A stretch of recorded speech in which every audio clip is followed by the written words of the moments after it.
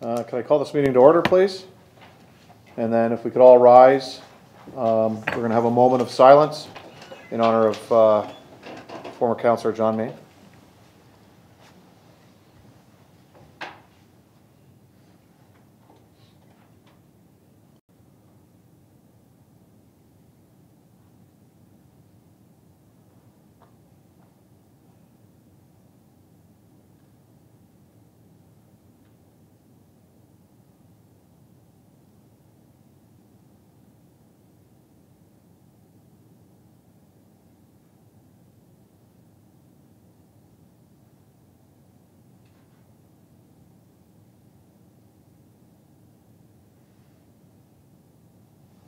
Thank you. Oh, Canada.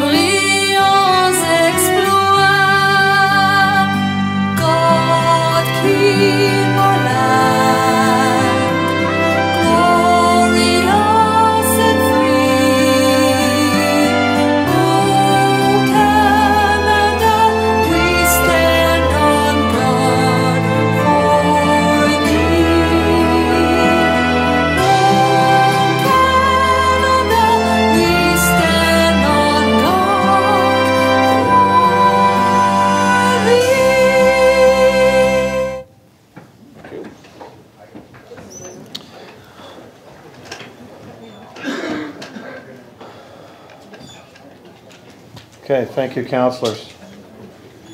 Madam Clerk, any introduction of addendum or delegation items? No, there are none this evening. I have a mover and a seconder to confirm the agenda. Councillor Bodner, welcome back. Councillor Wells, all those in favor? It's carried. Any disclosures of interest this evening? Seeing none. We have one minutes, I guess, adoption of minutes. We have one. Regular meeting of Committee of the Whole, 01-19, held on January 14th, 2019. A mover and a seconder. Councillor Bruno, Councillor Desmarais. Any questions? All those in favor? That's carried.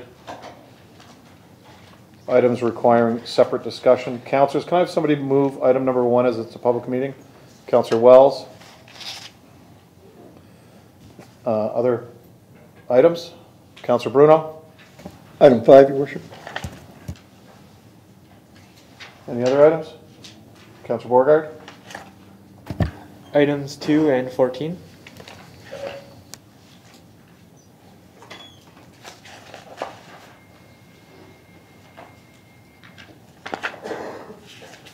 Seeing nothing else.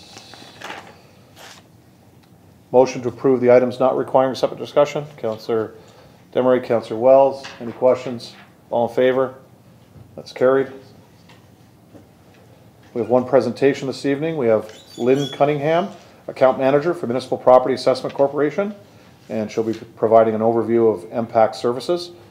It's another more orientation, councillors, for us with regards to how MPAC impacts us. Thank you. Thank you, Mr. Mayor. I'd like to thank you all for allowing me to come and present for you today.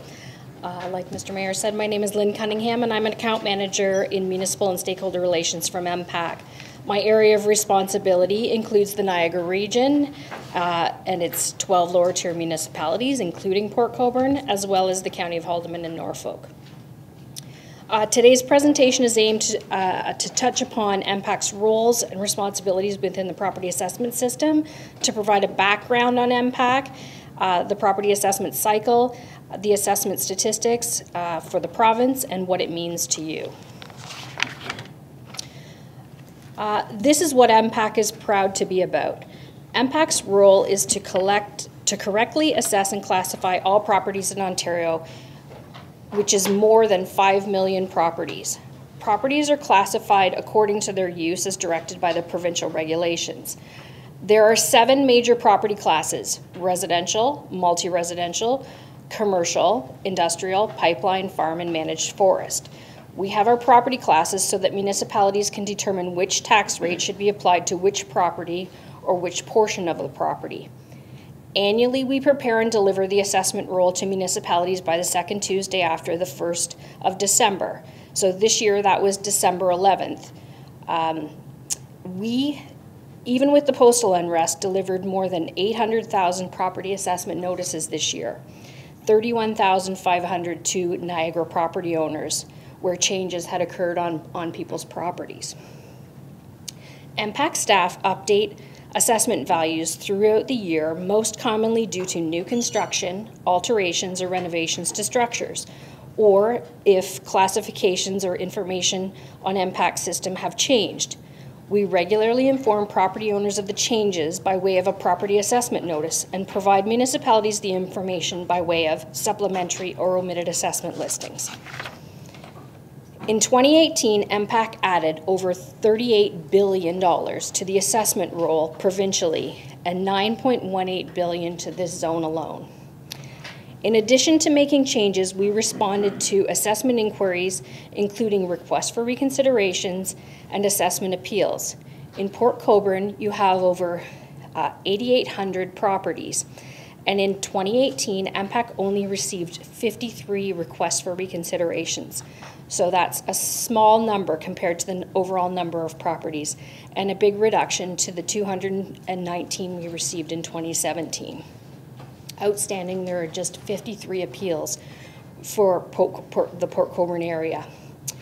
So we are made up of assessment experts who understand local communities and assess more than 5.3 million properties of all types: residential, business, farm, etc. As of the 2018 roll return, the total value of assessment has increased to $2.78 trillion in property values. These assessments support the collection of nearly $20 billion of municipal taxes each year. This means that for every $1 in MPAC's cost, it supports $100 in municipal property tax revenue. We do understand how important our work is to you. We provide more than assessment. We provide a range of services that enable and employ these valuations. Every other Thursday afternoon, I actually come out to the city of Port Colborne and meet with city staff to review and discuss a number of topics.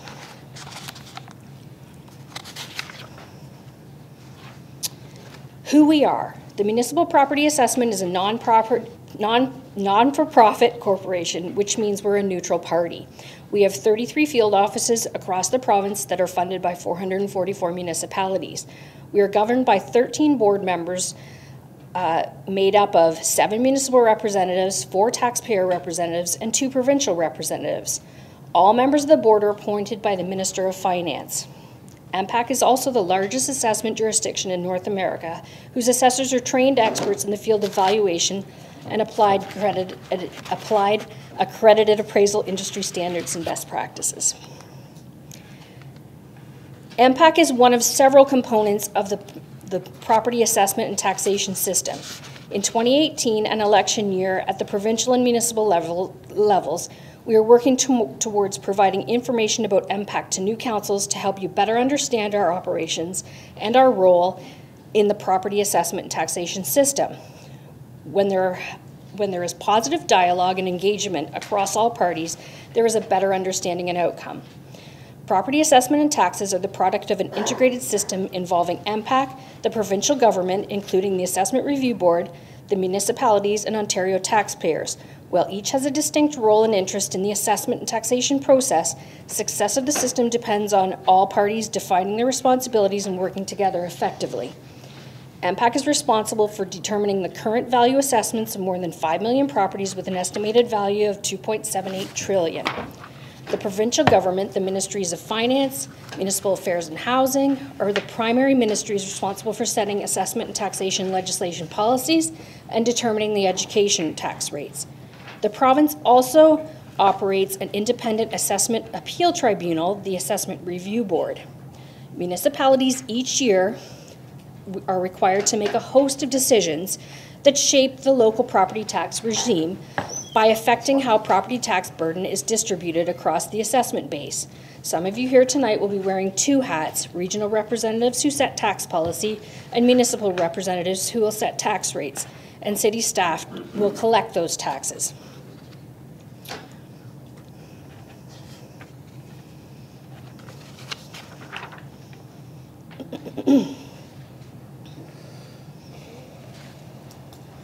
Sorry. Every 4 years, MPAC updates property assessments to reflect a legislated valuation date. For 2017 through 2020, the 2016 assessment update, the legislated valuation date is January 1, 2016, what you would expect to sell your house for as of January 1st, 2016. In December of 2016, every property owner in Ontario received a property assessment notice showing their estimated value of their property as of January 1st, 2016. These assessed values have been and will be used by municipalities for the collection of property taxes for 2017 through 2020. Under the phase-in provision of the Assessment Act, an increase in assessed value was introduced and graduated over 4 years. This means that although MPAC uses the prescribed legislation date, the increases aren't fully felt until the 4th year of the phase-in. The decreases are applied immediately. Looking ahead, the next legislated valuation date is January 1st, 2019, which will be used for the 2021 through 24 tax years. This was a recent change from the January 1st, 2020. This change in legislation allows MPAC time to review sales of properties and engage with property owners to get the values right prior to the rolls being returned. This will reduce the number of appeals and stabilize the assessment base. We will be offering council presentations in 2020 to discuss the assessments and the local impact.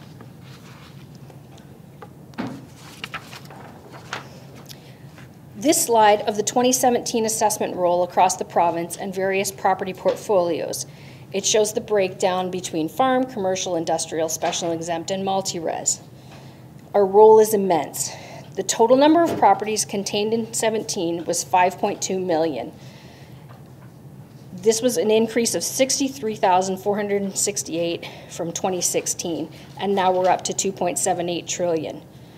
Like I said before, we delivered more than 800,000 property assessment notices in advance of this 2019 taxation year.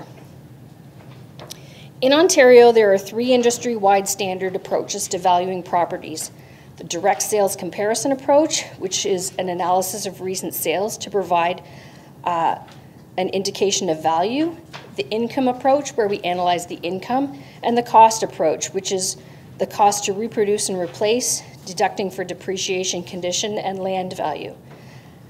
As part of our ongoing work to maintain the Ontario assessment roll, we regularly conduct property reviews, both on individual properties and at the sector level. MPAC analyzes that data that is collected, and through ongoing meetings in municipalities, through owners and representative discussion reviews and appeals, as well as the other developments. Proactively, we evaluate market conditions, economic trends, and determine potential impact. The provincial assessment base. I've put the numbers into a chart so we can discuss. As well, I believe on page 95 of your agenda, these assessment base figures have been provided to you for your review. So as you can see, provincially, residential has been the highest number of properties and accounts for the highest total assessment, followed by commercial, and these two property classes account for 82.9% of the total value of the province. Altogether, we value 4.7 million residential properties. Most of the residential properties are valued using the direct comparison approach. In addition to comparing the residential properties to similar properties that have sold in a particular area, There are many factors considered when assessing. The 5 factors of primary importance in determining a home's value are age of the property adjusted for major renovations and additions, the living area of the structure, the location, the lot size via lot dimensions, and the quality of the construction. I've included a summary chart using the municipal data table from the December 2018 municipal year-end summary to illustrate the breakdown of property types for Port Colborne and how you compare to the total assessment portfolio. The 2018 report was sent out and provided to you today. And what this tells us is that for Port Colborne, you're primarily residential properties, as you have 78 or 76% of the properties in the residential category, and it carries most of the tax burden. So this tells, and it also tells us that just over 5% of the properties in Port Colborne are business properties. If you look at the tables on the columns where it says 2018 phase-in CVA, this was at the end of 2018 where we started, and then we flipped to the next year. So this will be, as of the 2018 will include all of the changes that were made from 17 through 18, including all the growth, pluses and minuses. And then the 2019 will be the phased-in start of the roll. So the 2 columns are most important because you can tell this will be the first column. The 2018 phase-in is also known as, for notional tax rates, that's your starting point, and then your pre-flip, and then this is your phase-in, your start of your phase-in for 19. The second report that was provided is the 2018 year-end assessment report. It highlights changes in key property sectors and the impact on the local community. It provides an update on the work MPAC has undertaken over 2018 to support the municipal sector, meet service level standards, and deliver an stable assessment role. It also shares our plan for the next reassessment for 2020. And again, that's on page 95 of your agenda. Just to sum up and provide you with our contact information, we're committed to transparency and traceability. One of the tools that MPAC that is most valuable to many property owners as well as to councillors is the aboutmyproperty.ca. And I'm sure as councillors, one of the questions you have is, what do I do if a constituent contacts me about their assessment? So one of the first things all property owners should do if they have questions about their assessment is visit this aboutmyproperty.ca. Here, property owners can log in and see information about how their property was assessed, learn more about their values, the market trends. Property owners can also file a request for reconsideration through there, and they can also contact us through our toll-free number. We aim to help, and we'll try to answer questions wherever possible. Thank you. Does anyone have any questions? Councillors? Councillor Borgard. Through you, Mr. Mayor, to our guest. How many so you said there were a few property assessments that were appealed in Port Colborne. I don't remember the number. I can't recall what you said. 53. 53. Of those, do you have any ideas how many of them were overturned in the appeal stage? Just out of curiosity. These are the open, through you, Mr. Mayor, to the councillor. These are the listed open outstanding, still be to be heard appeals. So there's not an overturn. Okay.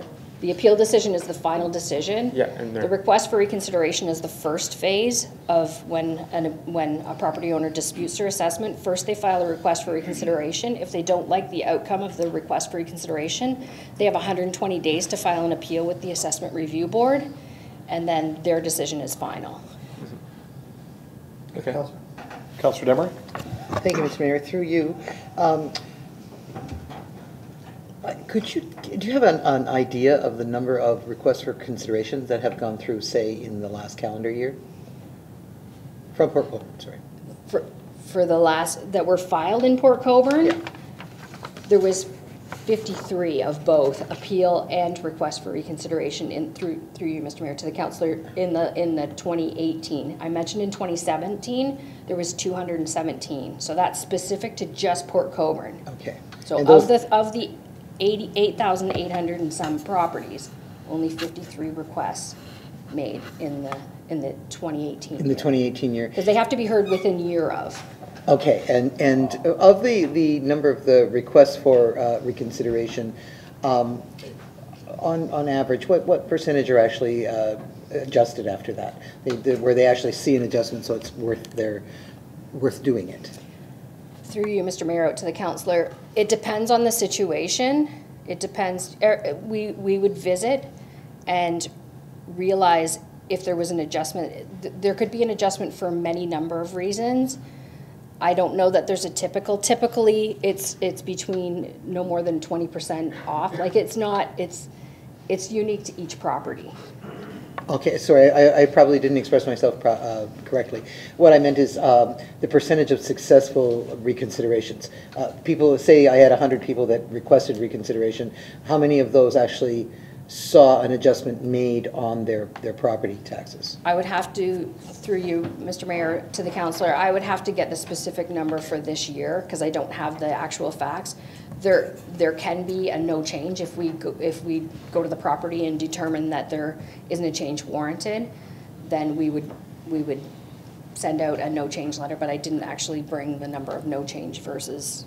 Usually that's presented through the treasurer. Okay, thank you. I only asked the question because I don't get have the specifics, many calls regarding people's tax bills, and I usually will suggest that they request reconsideration, and they, for whatever reason, some people are reluctant to do that because they're afraid their taxes will then go up even higher, so because their assessment will change in a negative sense for them.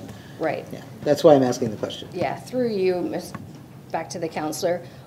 Our role and responsibility is to accurately assess and classify. So if somebody opens up their property, we would do a fulsome review of the property, determine if what is missing or what is not correct, and we would reevaluate the whole property. So there is the potential for that if we're missing some information for it to change, but it's usually not. Okay, Councillor? Councillor Bruno and Councillor Begg.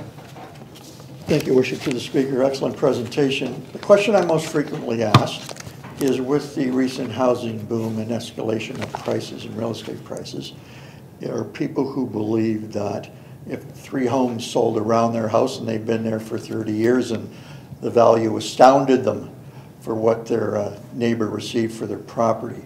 Can you tell me how MPAC deals with that? Because the fear is that means I'm automatically going to get a tax increase. And I know you do your reassessments and that adjustment, and it's phased in over a number of years, and the city deals with its tax rate to compensate for that, so people are over that average. I'm just wondering from an MPAC point of view, if you can explain when you do these reassessments, how they're phased in, and to maybe alleviate any of those concerns about sales in their neighborhood. Through you, Mr. Mayor, back to the councillor, if I can just elaborate slightly, maybe not hitting everything, but when we do a reassessment, it's revenue neutral, like you mentioned. It's a 4-year reassessment, and it's as of a given point in time.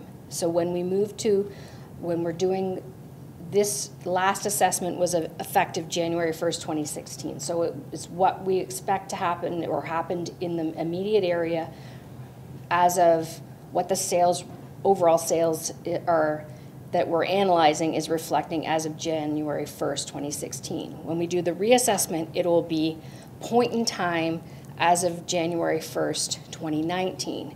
So that way, everybody's at the same base valuation date. So there's not a fluctuation in between because, as you know, the markets go up and the markets go down. That's why we put it to a specific valuation date so that everybody's at the same point in time. The other part of your question is the concern about sales that are really high in the immediate area. And as we know, the market has been on the increase. But we'll be looking for sales in and around for the next reassessment, that January 1st, 2019, and reflecting the market conditions in and around that time. So it will have to be close enough to the valuation date, or we'll be adjusting for time to that valuation date, so everybody's at the same point in time. But not one sale makes a market. We're doing a market valuation. So we're looking at and analyzing all of the sales, because as you know, some people get good deals, some people have intel, some people make bad deals, some out-of-town influencers. There's all kinds of conditions around sales, so we're looking to analyze those sales to make sure that they're open market transactions, that they're unencumbered, you know, there's no undue influence, and we're using those valid sales in our analysis to determine the market. Does that help? Okay. Okay, Councillor. Councillor Baggett? Thank you, Mr. Mayor. On average, when somebody requests a reassessment and it goes through the hearing and the reassessment of the house, on average, how long does it take before it's completely finished for a resident, not for industrial or commercial? Just on average. Through you, Mr. Mayor, are you referring to a request for reconsideration? Yes. So all requests for reconsiderations are done within a year of them being filed. So we're trying to have those results out within the year of. So I can't say the specific timeline, but if there's no undue circumstance, it's within the year of that those are there's an answer back on them.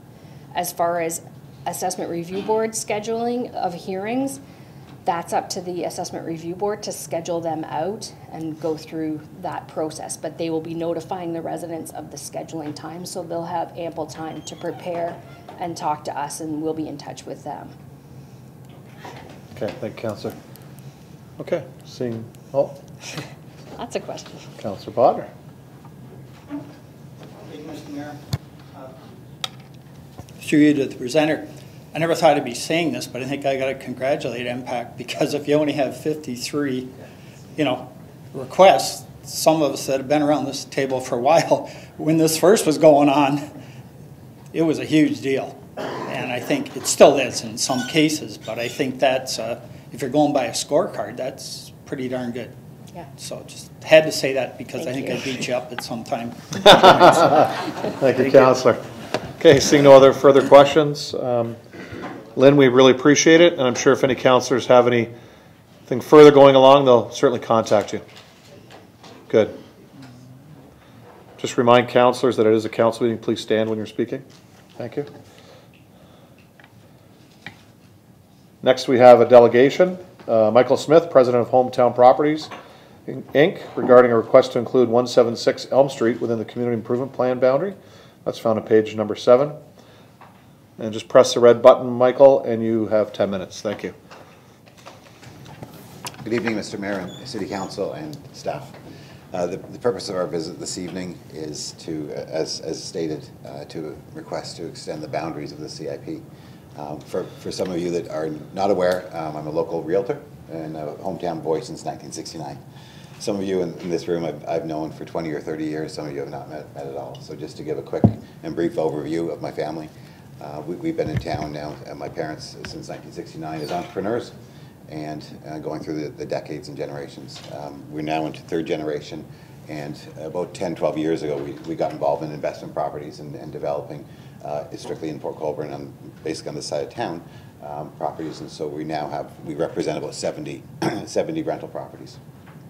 Recently, an opportunity came up to purchase the 176 Elm Street Church, and through sort of personal experience and through real estate and from my own family experiences, that through my own elderly mother, dealing with housing in a situation like that, where you have seniors that now are in a position where perhaps they can't drive and they need to be in a downtown core, I found it to be an epidemic. And the more I've dealt with clients in the recent years, I realize what a shortfall there is in the downtown core to provide housing and affordable housing for seniors, and the need is high. And so when the church came along, after briefly reviewing it, I realized that it was the prime candidate, being in the downtown core, to be redeveloped. Unfortunately, the church has since outgrown or the ability to maintain the church. And so, so what is its future? And so we saw it as an incredible opportunity to create housing downtown for seniors, hopefully.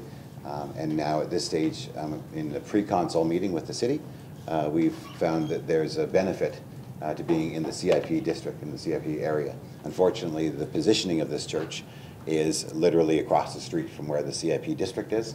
And so we're now with council, as suggested by the city, to speak and request boundary adjustment. And if there was a boundary adjustment, obviously that would support us in the major undertaking that we're about to go through in doing so.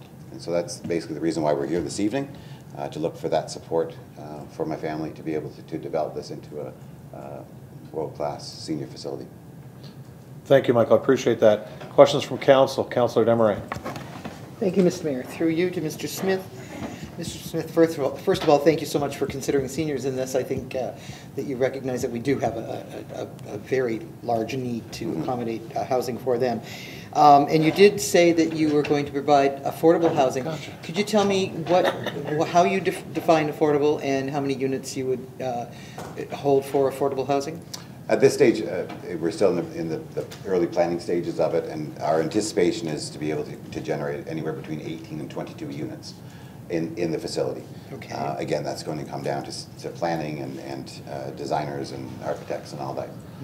But the intention would be that. From an affordable housing standpoint, if I look at the Niagara Regional Housing as to what's qualified as affordable housing, it would be the standard rate of rental, anywhere between the prices of $650 to $750, $800 per unit would be what's classified as affordable housing. Again, through subsidies, you know, that could also be subsidized, but at this stage, again, that would be most likely what the range would be. Okay, and that would be geared to, say, a one-bedroom unit? Exactly. Is that what yeah. you're talking about? Yeah. Okay, so it's not going to take into consideration seniors are living on a single old age pension with a supplement? Again, I'm happy to work with any agencies that are able to subsidize that. Okay, We would look forward and welcome that. Okay, thank you very much. Thank you, Councillor. Councillor Bodner. Thank you, Mr. Mayor. I think Michael should be congratulated for taking on this initiative. This is a big deal. I understand, Michael, you were speaking to city staff. Correct. On this. City So Council. my question would be, I haven't seen anything exactly from staff, but does staff have any, is there a reason not to do this? I can't think of one, but I'm not a professional, so I just wonder whether city staff had a comment on. No, they've not alluded to any major concerns at this point, just that they felt, again, we are literally on the shoulder of the boundary of this, and so it was a decision for the city to move forward as to whether or not they were able to do so. Sure. I think So, we'll have some Mr. direction from here to Mr. Aquilina once all questions are asked. Okay, great. Thank you. Thank you. Councillor Bruno. Thank you, Worship.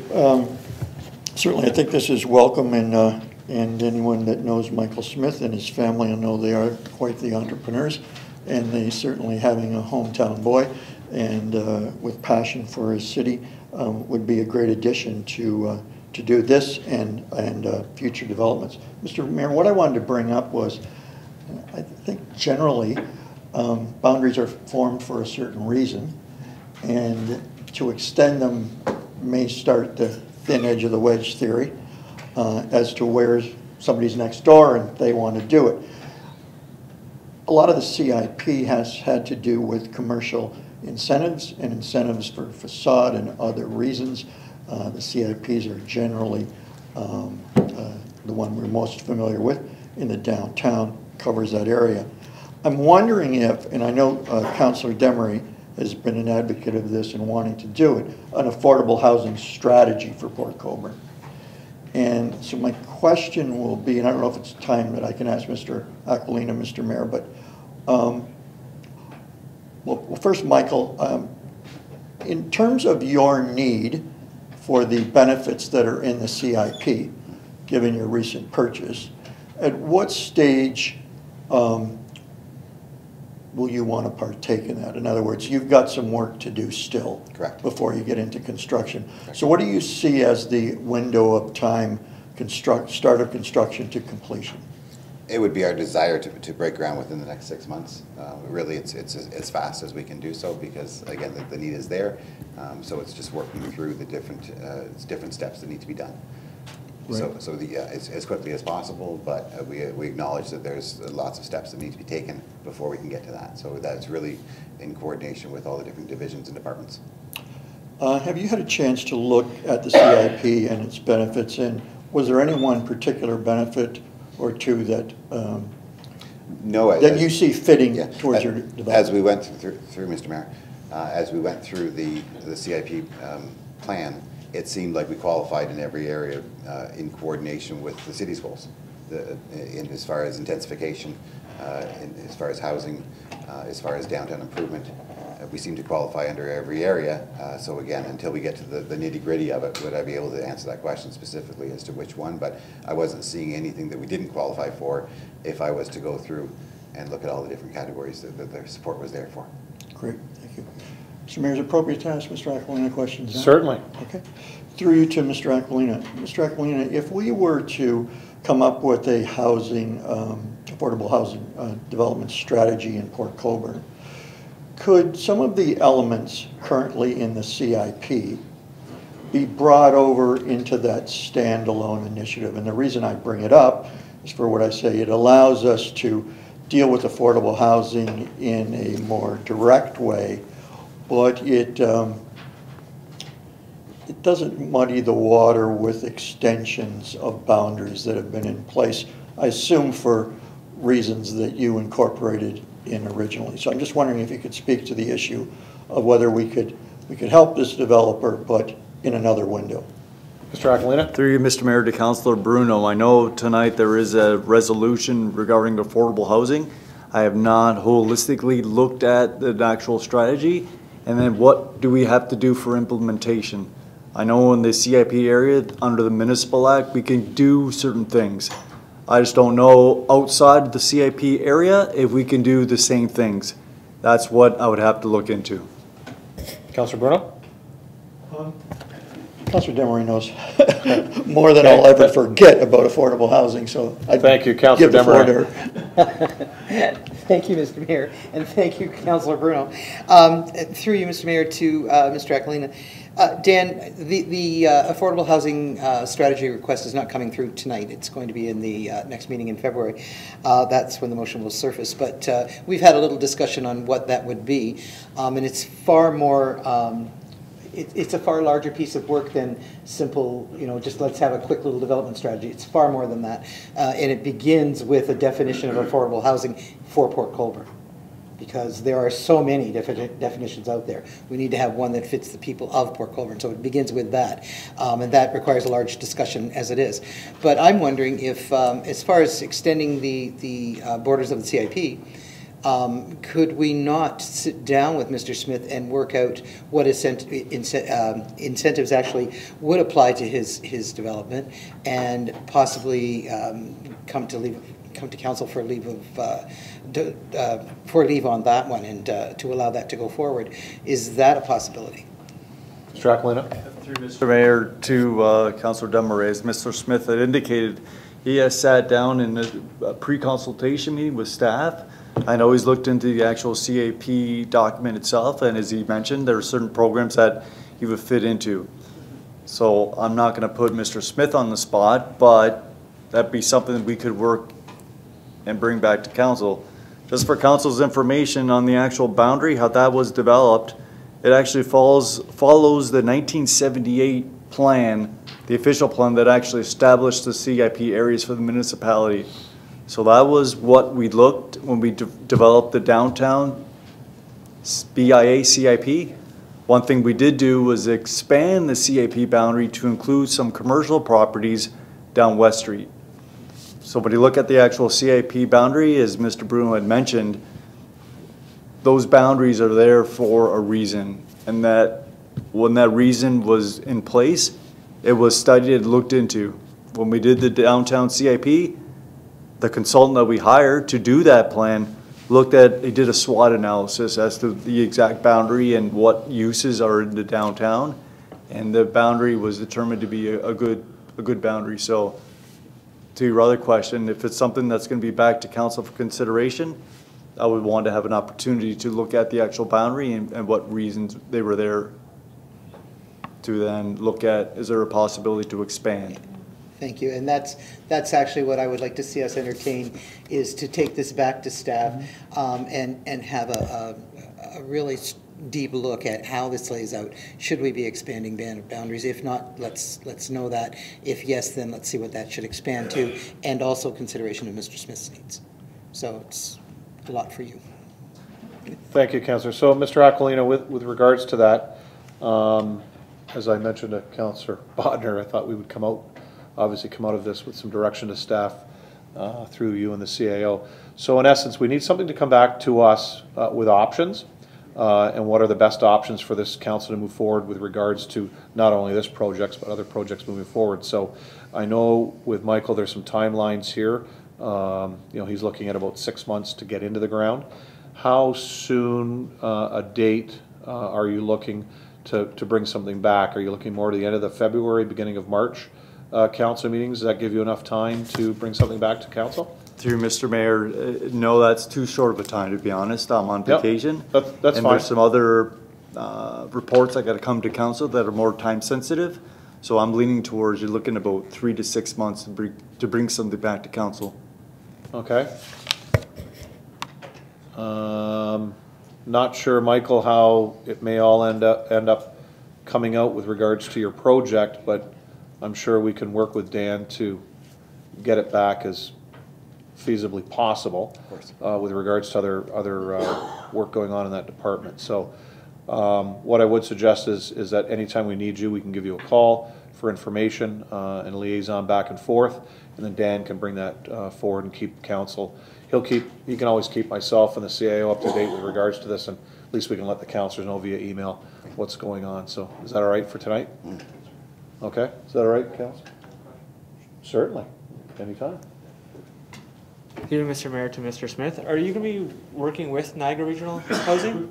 We've just started conversations with them, and so yeah, we do have further conversations to continue.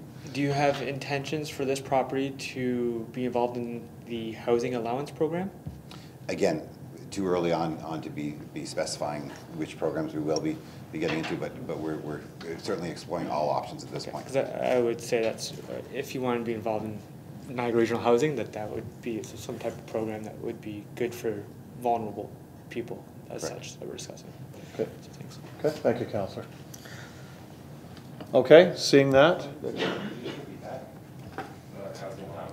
Yes, the housing allowance program. Okay, good, no problem. Okay, Michael? Thank you, anything you Mr. Mayor. need, you can get a hold of any of us or any of the councillors, but no problem, we'll get back to you as soon as possible. We'll see how quick Dan can get this back to us. Thank you, Council. Thanks, Michael, appreciate it.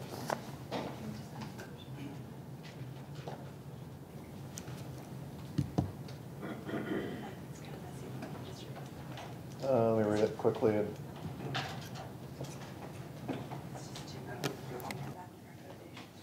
Okay. Okay, I'm going to have the clerk read out a motion that will pass with regards to this issue, Councillor. And so I'll let the clerk read that out because I can't read it right. It's not very nice. Madam Clerk. Well, you can't read mine either, so. Councillor Demray, sorry, can I just get clarification? I know that you wanted to review the CIP boundary regarding 176 Elm Street, but you also wanted to do the review of the boundary as a whole? Yes, review the boundary as a whole, because this is going to have other people coming up and asking as well, so we might as well get it done. Okay, so the suggested motion would be then, the staff be directed to evaluate the request for 176 Elm Street to be included within the CIP boundary, and that staff review the CIP boundary as a whole, and that they report back to council with a recommendation. Okay, mover, Councillor Demeray. Seconder, Councillor Clayliff. Questions? Councillor Demeray. Thank you, Mr. Mayor. Through you, I would just like to suggest that this would be an opportune time to look at the combination of the CIPs. Okay, thank you, Councillor Demeray. Councillor Bodner. Just through you, Mr. Mayor, to Dan, because we're including a look at the total CIP, is this going to delay, time-wise for an answer to Mr. Smith, whether we can include him, and then look at the other. I just wonder how much more work that's going to put on you. And, you know, we've got someone that's ready to go. I wouldn't want to see him held up. Thank you, Councillor. Mr. Aquilina, so in essence, can it be actually divided into two parts? Deal with this address first and then move along with the remainder of the motion? Mr. Mayor, if I'm to look at all the CIPs, there's 5 or 6 of those. So to actually do a study on every CIP in the project area and to report back to council, that will take some time. Yeah, this would be just with regard to downtown at this time. So can we do it in a two-part fashion with regards to our downtown CIP? First coming back to us regarding 176 Elm, and then further down the road with regards to the CIP within the downtown area. Is that all right? Sure, Mr. Mayor. Okay, is that all right? Council, we understand that? Councillors? Mr. Louie, that's fine? Mm-hmm. Okay, so moved and seconded. All those in favor? Okay, that's carried. Thanks. Thanks, Dan. Thanks, guys. Okay.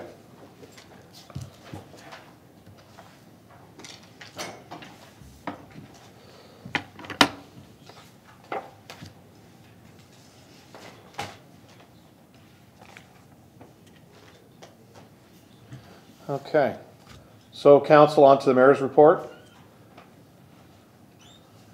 I have a number of issues that I'll be speaking about tonight. On Friday, we lost a great community supporter with the passing of former Ward 1 councillor John Main.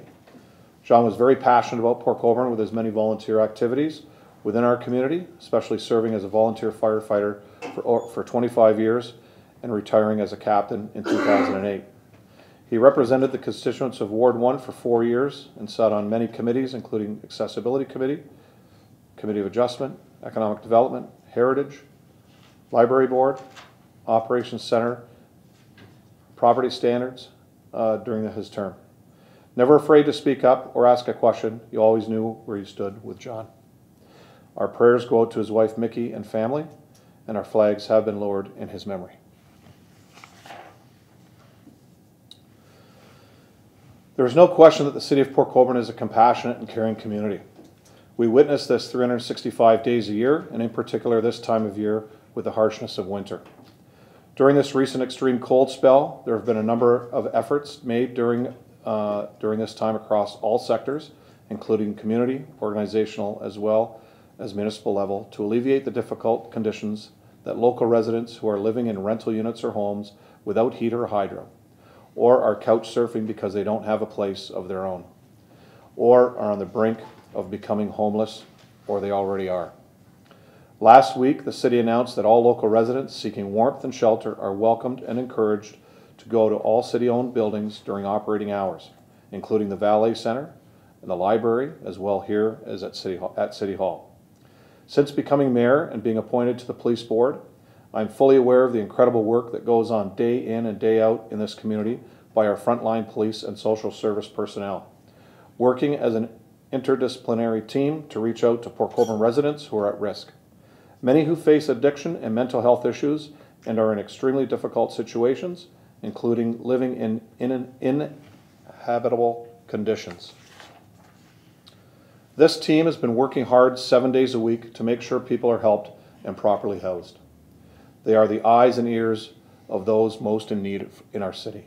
I've also learned an incredible amount about the work of Port Cares and its Reach Out Center to help those in need, including what Port Cares can do to keep residents from becoming homeless because they don't have heat or hydro as a result of not having enough money to pay their utility bills. I appreciate all the assets and resources that we have in Port Colborne to help those at risk and those at greatest risk during times like these. However, collectively, we have to get beyond the stopgap measures and knee-jerk reactions. We need real, workable, and impactful solutions to wrestle down the housing crisis. Solutions that in 1 year, 2 years, 5 and 10 years mean we don't have to rely on opening up buildings so our residents can have comfort for a few hours a day. As Canadians, we want more. We want everyone to have a safe home. We know full well that the availability of safe, affordable housing is increasingly shrinking. This is the case in Port Colborne, along with nearly all municipalities within our region.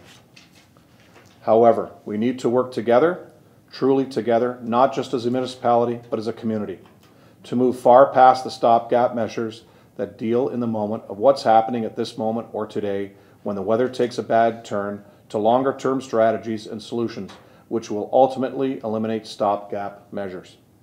While we know full well that the answer to the situation ultimately rests in increasing the stock of safe, affordable housing, both rental and owned, in our city. This won't happen overnight, nor can the city alone address this issue. To this end, I am seeking the assistance of the Social Determinants of Health Committee, as well as our Planning and Economic Development Departments, to work with me to deliver long-term effective strategies. Sports Fest. A reminder to residents that the weekend of February the 8th to 10th is Sports Fest, a family-friendly festival of sports which attracts participants from across Niagara with proceeds donated to various charities within our community. The Mayor's Cup Invitational Hockey Tournament, Indoor Volleyball Tournament, free family skating and swimming, music trivia, snow pitch, and outdoor ball hockey are just some of the events that are offered to the community. Providing a sense of community pride and greater awareness of each community group, Sports Fest offers activities for all ages, promotes a healthy lifestyle, and an opportunity for organizing fundraising within our community. And I will be playing with the Port Colborne team, as will you. When I started here 20 some odd years ago, I played with Councillor Bodner on the original team when we started Sports Fest. So yeah, it's been a great event all these years. Yeah, Peter was our goalie back then. Ah, okay, good. Snowplow operations and parking on city streets. During a snow event, we remind the citizens of Port Colborne to refrain from parking on the street and not to park in a way that interferes with snow removal. A snow clearing event is when our plows are dispatched and they move the snow from the traveled portion of the roadway to the edge or sides of the road allowance. All vehicles that interfere with this process by causing the creation of windrows, parking on the road allowance, and/or parking in removal areas for the snow to be displaced from the highway can receive or will receive a $75 ticket, a purple tow tag, and they can have their vehicle towed. All of these actions may take place within the hour depending on the severity of the snow. Therefore, to avoid actions from our bylaw enforcement division, please refrain from parking on the highway or streets in our case, and allow our plow operators to clear the snow in a safe and timely fashion.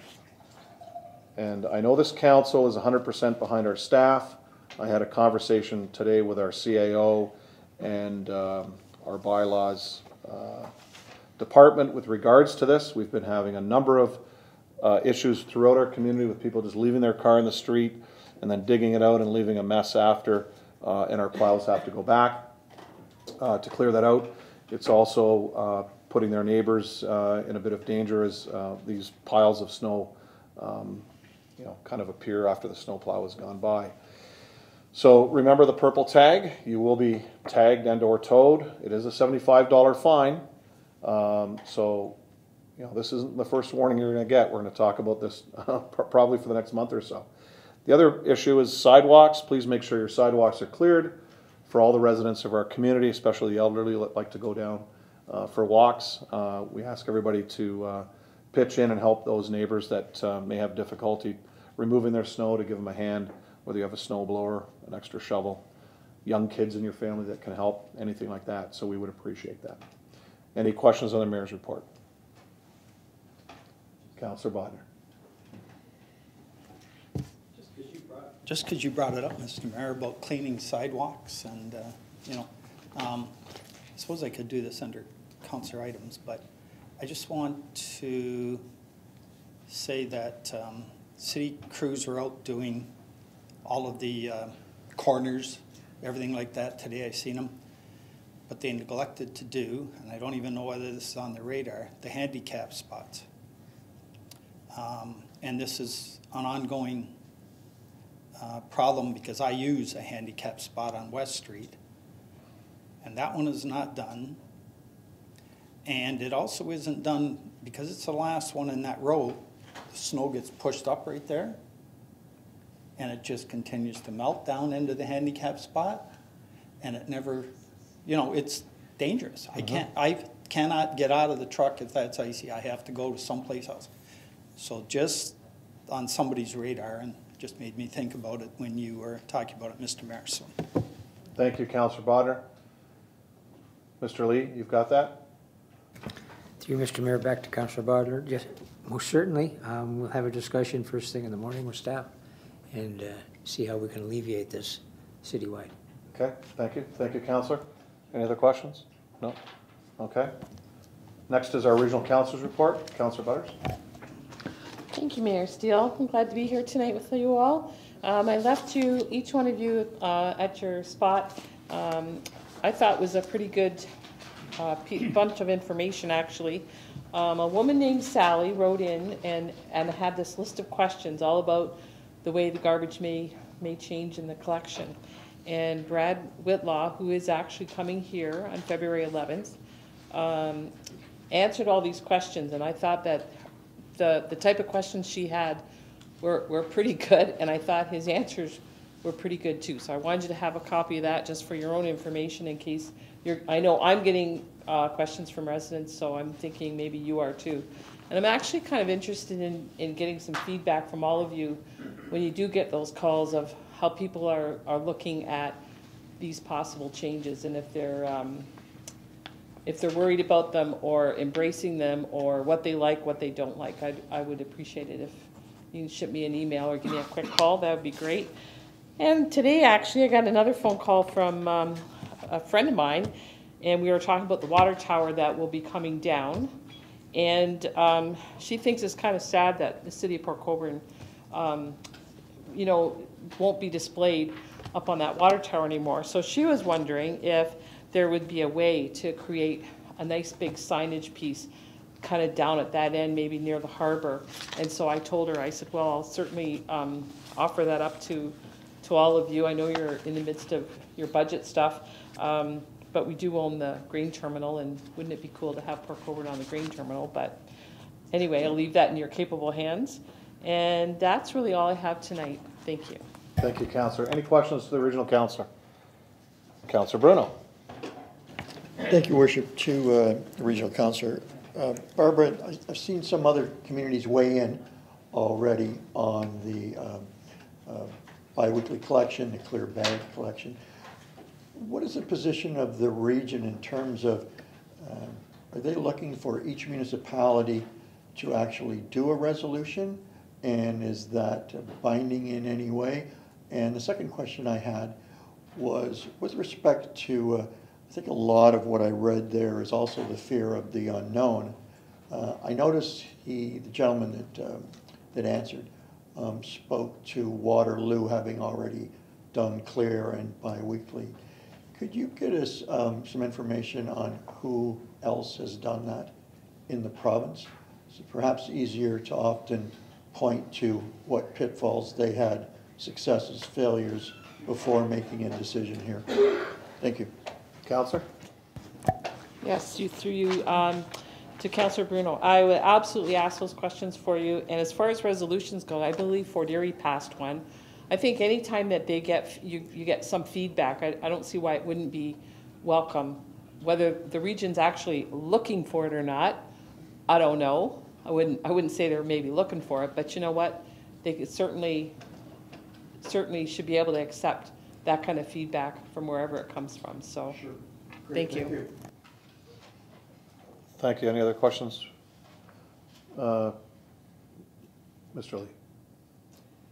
Through you, Mr. Mayor, to the rest of council and to regional council butters, I have an information report coming at the next council meeting, which will have the attachment of the region's reports to their committees, and that'll give the councillors all of the information. It'll also give background on other municipalities in that report. I just received that report late this in the week. Actually, it was on Friday. It was emailed to me.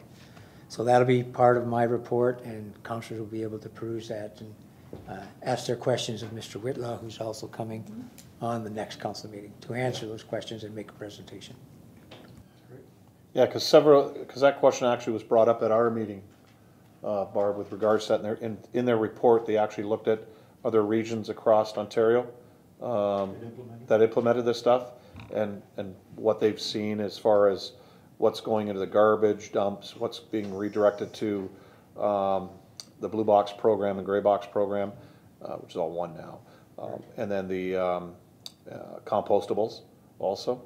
So some of them have a huge uptick as far as less garbage going to the garbage dump, so it's allowed their garbage dumps to last longer. We are actually lucky in Niagara. We've got some decent lifespan on the 2 dumps that we use, but still to make them even longer than that would be better. So, but I remember from the staff at the regional give us a good overview of what happened at our meeting when that was presented. So, thank you. Okay, that's it. Chief, you had something or no? No. You want to bring it up under Councillors' new items, or? I think I have it. Okay, good. Thank you. Thanks, Chief. Okay, no further questions to the regional councillor. Councillor items. Okay,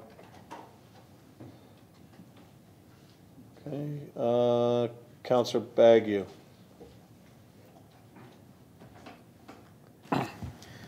Thank you, Mr. Mayor.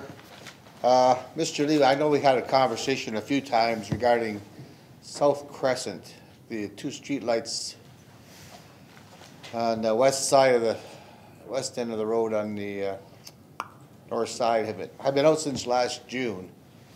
I think it was due to some sort of construction problems or something, and like when I was campaigning, I was getting an earful, and actually last city council meeting, we had a discussion before meeting, and I didn't bring it up during the meeting, and I got accosted at Food Basics 8:30 the next morning by a senior. She wasn't mad at me, but she was inquiring on when do we think we could probably get the streetlights back on.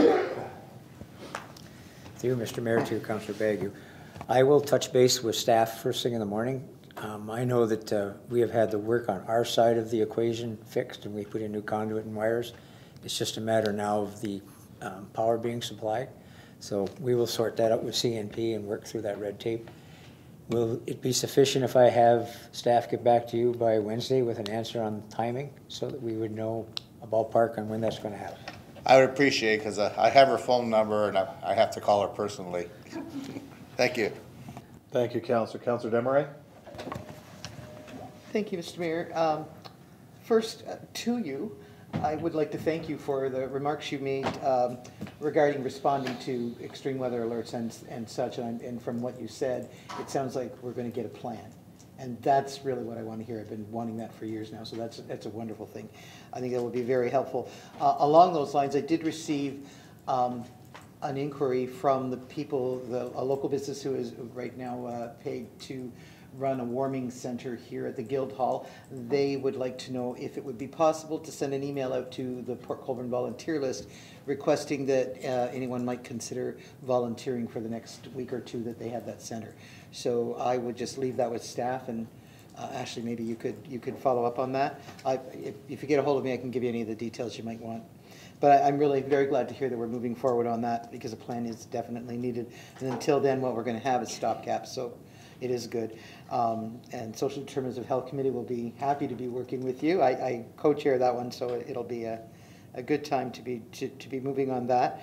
Also on that same note, our public library will be having the first of their talk series on March 27th. They're going to be doing Let's Talk Housing. So it's going to be an opportunity for the public to come out, get educated, and share information. So they're going to receive and share.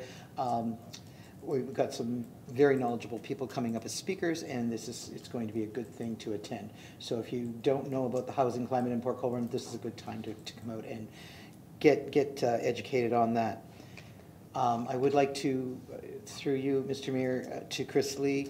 Chris, I'd just like to say thank you to the people in your department who took care of some issues on Humboldt Street. That was very, very, it was done very well, and I really did appreciate it. We do have a Snow Buddies program in the region.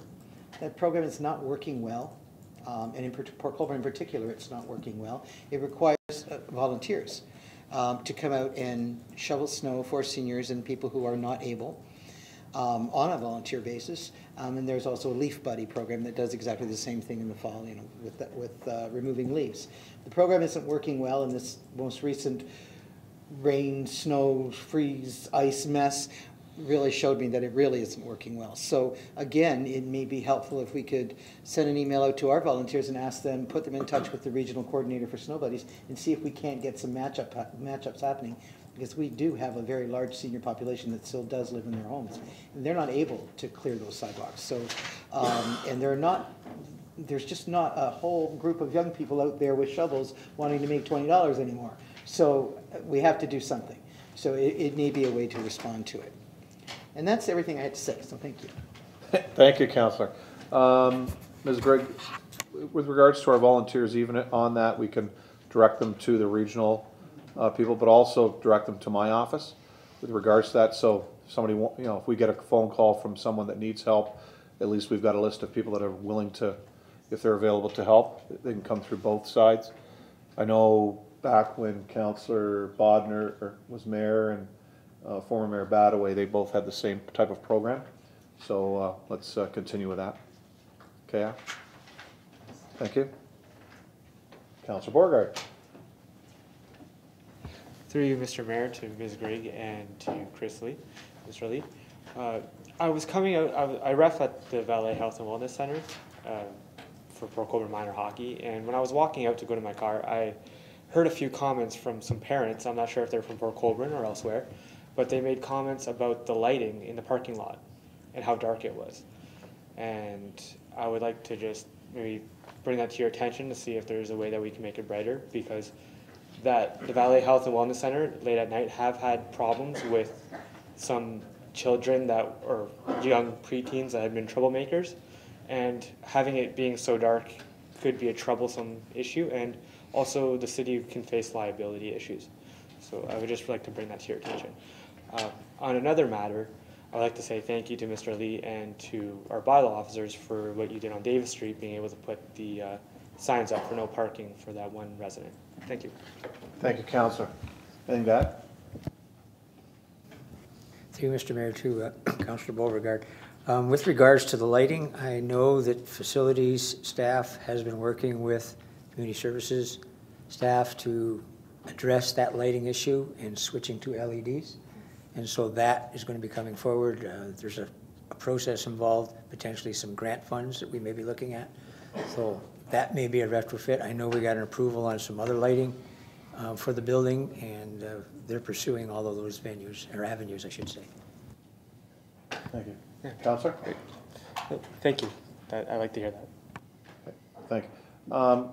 Through to Chris and Ashley, because in essence, that's part of our move forward with other issues we're having there, as the councillor pointed out, with some vandalism from teenage or preteen kids. So I know there's a whole gamut of things you want to do.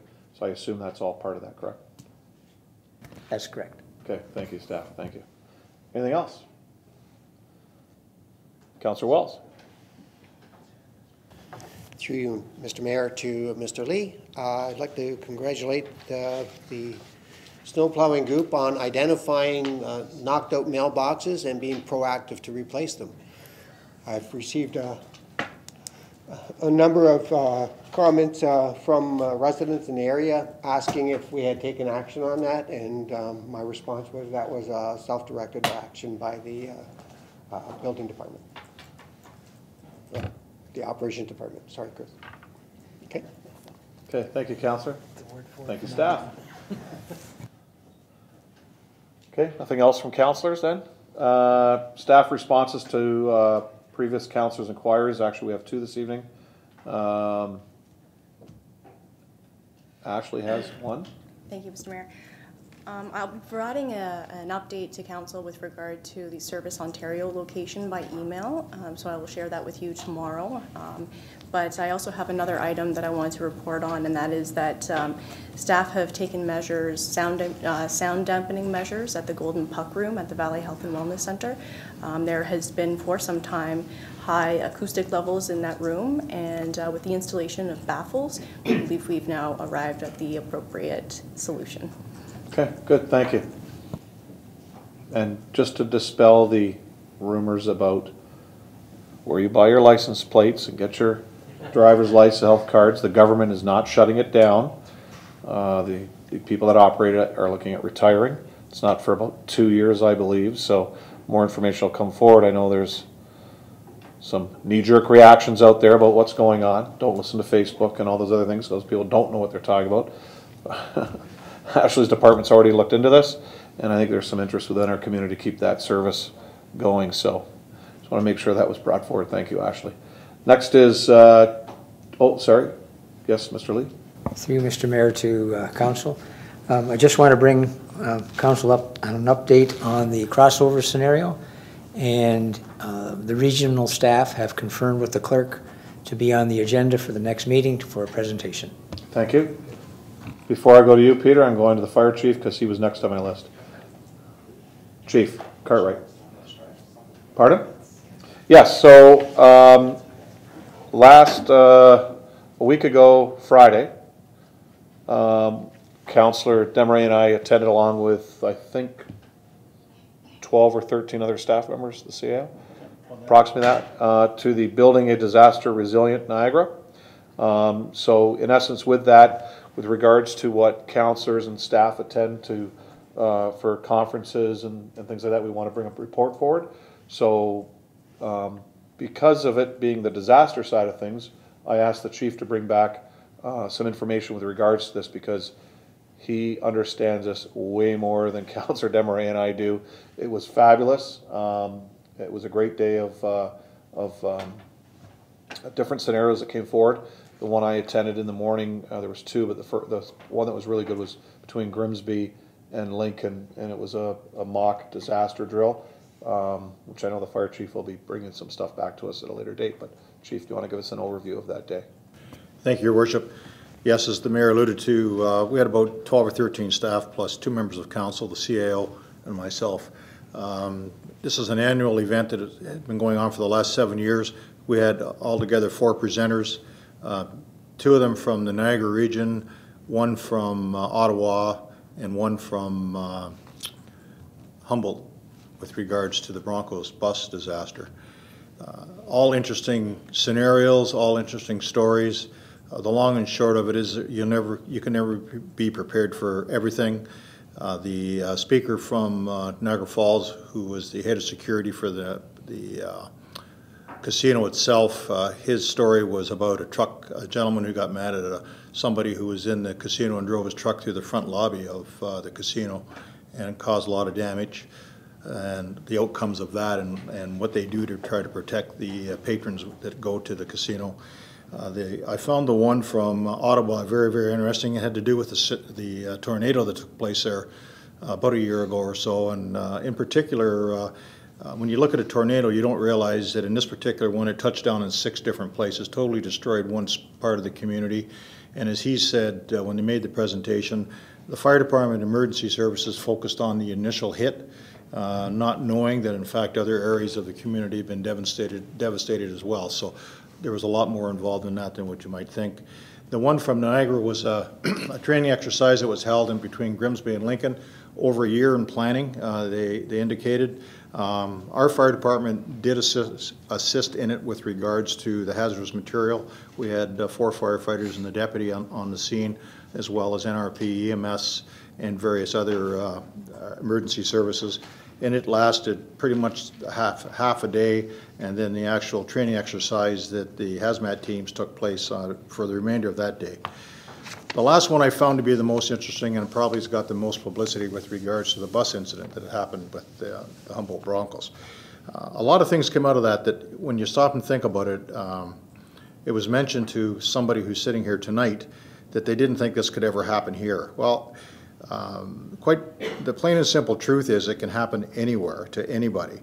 And we prepare, we train, we do exercises here on a regular basis, but the reality of the situation is this is kind of an unusual situation in the sense that the town of Humboldt wasn't directly involved in the incident. They were 176 kilometers away from the actual incident itself when the bus hit the truck. And the reality is they're still devastated to this day. you don't really think of that. You think only of the incident itself. But in this particular case, it really brought the message home to me, the impact that something like that can happen here on one of our many sports teams that travel on buses throughout Ontario from time to time. It could happen here. And it's something that you don't really always think about. But the reality is, it probably was there was more turmoil than the actual incident itself with regards to the impact in the community. And I'll give you an example. They showed a picture of the quilts that were hung on the arena glass. So the mayor said to the fire chief, how many quilts have we got? And they're all done in green and gold. At that day, they had over 4,000 of them from all over the world. They don't know what to do with them. Just a little thing like that. And now the celebration or the remembrance of the incident is going to occur in the not too distant future, and they're trying to prepare the community as best they can for that. But the reality is it can happen anywhere at any time. We train, we plan things, but the reality is there's always those unseen incidents that you never really think of, or you just can't envision it impacting you like that. But the reality is it can anywhere at all. I found it to be very interesting. I think it's a worthwhile thing, and we've been going to it the last number of years. We do it through the emergency planning budget that I oversee at this particular time. Our emergency planning group are reshuffling the deck. We're trying to do things a little bit different over the next little while. The clerk is taking on a larger role. She's taking on the CEMC role eventually over the course of this year, as well as the alternate to the CEMC is our manager of Parks and Recreation, and she's fully trained at this particular time. So we're doing a transition, quite frankly, and I think the mayor agrees, and certainly the CEO agrees, that if there's an emergency, in all likelihood, myself and the Director of Operations are going to be the ones that are directly involved in it. So we're best to be at arm's length from the control group. So, but thank you for this opportunity. I felt it was a worthwhile day. Okay, thank you, Chief. Any questions? No? Great. Thanks again, guys. Anything else from staff? Oh, sorry, Peter. Yes, you had your hand up. That's okay. Mr. Sinez. It's just regarding budget. Just okay, on to the next person. Just want to just want to remind you of our budget meetings coming up on February 4th, 5:30 in the council chambers. Here, 5:30 on February the 4th. Thank you, Mr. Sinez. Okay. Next is consideration of items requiring separate discussion. So, councillors, I'll need a mover and a seconder for item 1, which is actually a public meeting. So I'll ask for those, well, actually I had Councillor Wells put up his hand earlier. Can I get a seconder for this? Councillor Danch.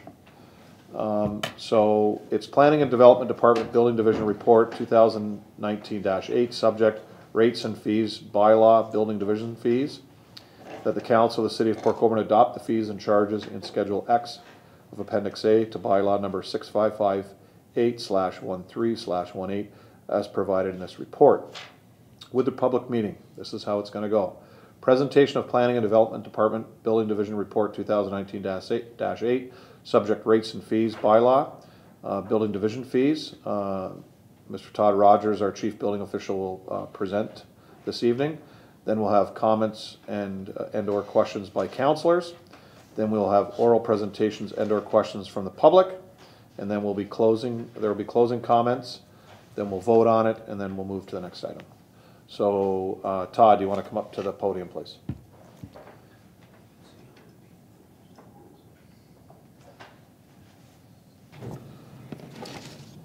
Thank you, Mr. Mayor, and councillors and residents. And through you, Mr. Mayor. As provided in my report, I've requested an increase to the building permit fees as found in the schedule in the rates and fees bylaw. The Building Code Act requires that a public meeting be held prior to changing or introducing new fees for applications and issuance of building permits. Notice of tonight's meeting was provided to the public on December 27th in both local newspapers and on our website. Information regarding to the changes to the fee schedule, the proposed fee schedule itself, and the rationale for the changes were also made available to the public. Highlights of the proposed fee changes include, I've just put a few highlights in here, a 2 to 3 cent per square foot increase to the more common permit applications. These equate to an average increase of less than 2%.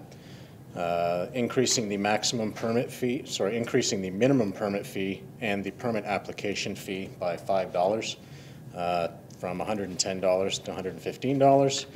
Most of the individual fees and the flat rate fees are proposed to remain unchanged. All of the various deposit amounts are also proposed to remain unchanged. And I've also introduced, proposed a new fee for third-party review of applications. As provided in my report, increases in construction activity, increases in costs, as well as the greater need for part-time building inspectors has resulted in greater costs for the building division. And that's the rationale for the increase, the Coles Notes version, anyway. And that's all I have at this time.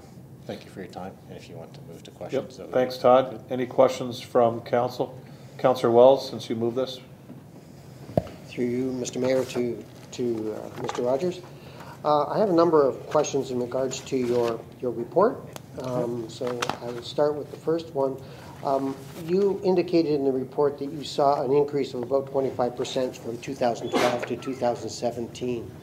Was that increase of 25% progressive, or was it in 1 year specifically? Did it lead up to the end, up to where we have 2018? Yeah, through you, Mr. Mayor. I would say that it was a pretty steady increase. If you wanted to look at a graph, I would say it tailed up a little bit towards the end. Okay. And then from 17 to this year, as I noted in my report, it was another huge jump again. Correct. Mm-hmm. Yes. Again, yes, Mr. Mayor. You did indicate, yeah, that 2019 you saw a permit activity of another 25%. Are you projecting that through to 2019? If you refer to in my budget report, I had actually kind of projected a slight decline in my revenues, which was more protectionist. Really, the housing market, which is a pretty good barometer for us for activity because it's the large bulk of our permit activity is residential related. The housing market has softened a little bit over the last year from the really hot markets of the last few years. So I took a conservative approach to what our revenues would be this year. So I would say yes, I am predicting that it would soften a little bit. I think it'll still be strong. Okay. Just as I had noted in my budget report as well, Port Colborne historically up until a few years ago would see, on average a dozen new homes per year. Now we're up into the 40s annually over the last couple of years. So if that's a barometer of our activity, I'd say that we have some pretty good volumes in construction here. Continue. You also indicated that you saw the increase in costs of the enforcement for this. Do you have a number, a dollar number, that you have for the cost of that enforcement? If you can give me a minute to find my proposed budget, I believe that I had increased that in my budget request. I think I had requested about 11,000. Just give me 1 second here.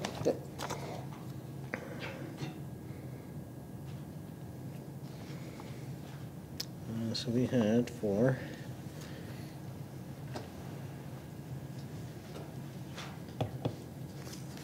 I brought the smallest printed version available, of course.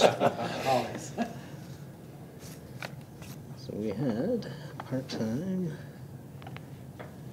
and so our contract services, I had increased a little bit up to 5,000. And I don't have the part-time value in here. I had actually, because that comes from Peter, maybe I can ask Peter if he has it at his fingertips, what the value of that particular line item was. It was for all of the paper I brought. That's all right. It's a failure on my part, Peter, I'm sorry.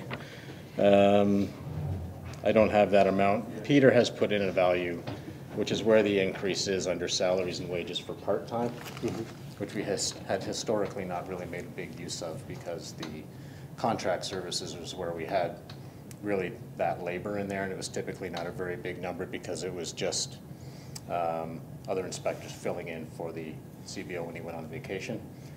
The context has changed now where we need more help just because of the volume. It's not just coverage, it's about actually additional labor to help the CBO. So I apologize, Councillor Wells, I can't give you that exact number, but it has been increased, I think is really what the answer that you're looking for. Yes. I was just looking for the magnitude of it so that we can compare it to the magnitude of the increase in the permit fees. To expand on that, what I can say is, as you know, in our budget meetings, we have proposed to bring in a different solution, which is to hire somebody where the building division would share an inspector / bylaw enforcement officer with the bylaw department. That's really where, if that were to go through, then this line item for part-time wages wouldn't necessarily be relevant anymore because it would be an actual full-time position for the remainder of the year under that budget. Okay. When I looked at the Schedule X that you provided with the report, I saw that there was some changes to them, but they were fairly gentle, I'll put it that way. The overall increase that you put forward, would you be able to project a dollar value to that?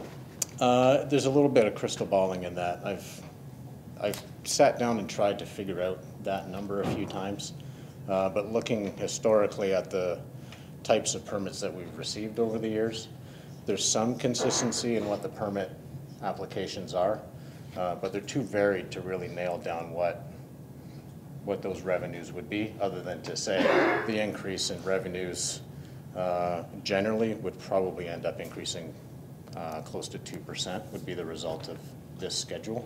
Okay. Like houses, for example, is one. Who would have predicted a couple of years ago that we'd be jumping up into the 40s? Had you asked that question 3 years ago, if we were increasing fees, then somebody would have projected a number that would have been colossally incorrect, unless they were able to predict that our housing volumes were going to quadruple over the next year and a half. It's in your report you refer to a cost recovery that you've achieved. Is that cost recovery just in the Division 915 on the building? Yes, because it would only relate to building permit activities.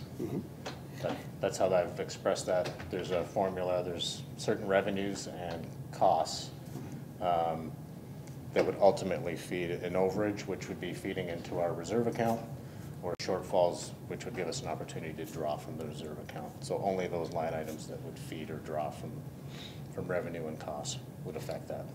And leading from that, I see that in the 2019 budget, you're predicting actually not to break even, that you're looking at about a $33,000 cost that would be passed on. If you're looking at the very bottom line in that report? Yes. Okay. We've gotten a little bit into budget discussion, which I wasn't fully prepared for. I apologize.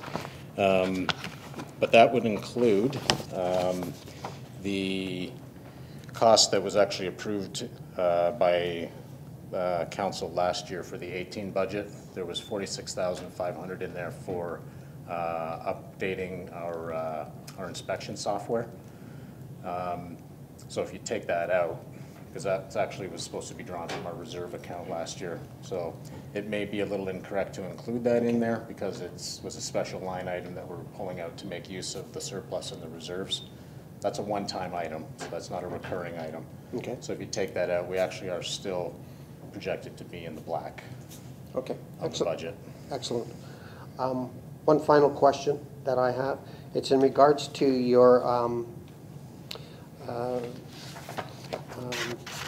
third-party reviewer, and with regards to that is the process of application and the fees that are associated to these to building permits and that are usually upfront, and this one here would actually have the requirement for us to pass on the cost after the application has been provided.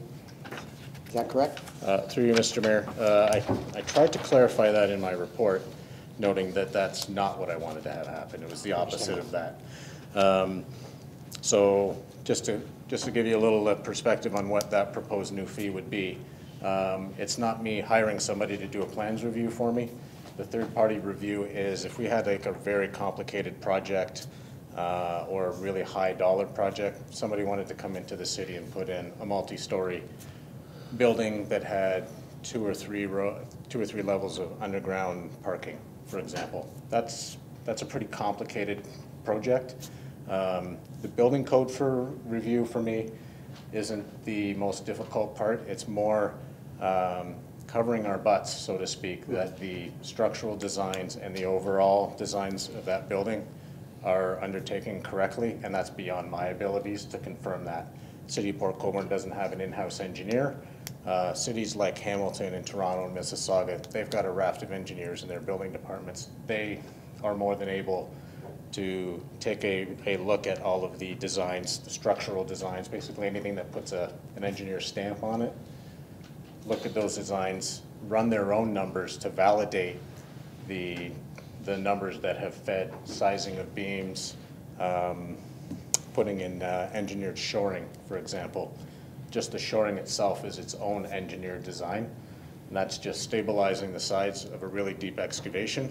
That's not, I mean, you drive to Toronto and you see cranes all over the place. Well, before any crane went up, somebody went really deep into the ground before that started.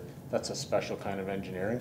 What I don't want is somebody comes here, uses and I don't want to badmouth any future developers that come here, but somebody tries to use a low budget solution to design such a thing, and we had a fatality, we had a failure, just something embarrassing or something goes wrong. Third-party review allows me to engage an engineer to review those designs, validate them, make some recommendations or suggest that these changes should be made or this should be looked at. That allows that to happen, and that's at the cost of the applicant to pay for that. And I had put in there that we could ask for those to be paid up front so that we're not in the business of carrying those costs in case they vanish and we're stuck with the bill, that kind of thing. So that's the purpose of having the review, is kind of a CYA, and the provision for payment is so that the city's not left in the lurch on the cost for that. Yeah, it's a pretty common thing in a lot of municipalities that they have that. Not everybody formalizes it like I want to. I want to hedge a future argument or debate over, this is what I'm asking for. It's in our rates and fees. It's official. This is how we operate here. No, I agree with that, and I was just a little concerned about, as you had mentioned, the city footing the bill for that and not being able to recoup the cost on that because it would have been after the fact.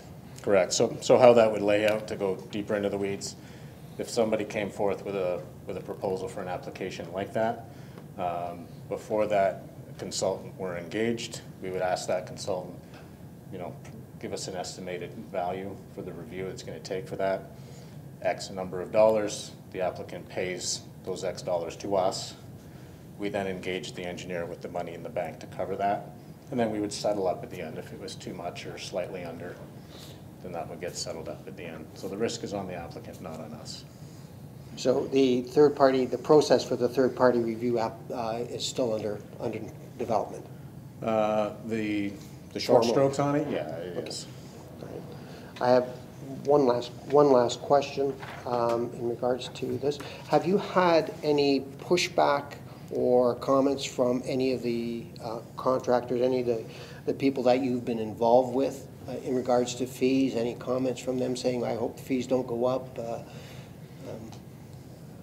Anything like that? Through you, Mr. Mayor, I can round up to zero how many people have even made a comment on the new increases or the new changes to the fee schedule. I actually only had one request for what this proposed fee schedule was and the rationale, etc. And I think that they were more interested in making sure that we still had zero development charges from the city is what the real question was. So provided the information, and I didn't hear anything back from them. Okay. No, that's it. Okay, thank you, Councillor. Councillor Bruno. Thank you, Mr. Mayor. Councillor Wells' last point I can speak to. I did have a call. It was actually at 11 o'clock this morning. It was from Florida. It was from a developer who's worked with you, who was very complimentary of the service he received in Port Colborne, wants to do like 7 homes next year. His only hesitation wasn't about the fees. I told him what they were.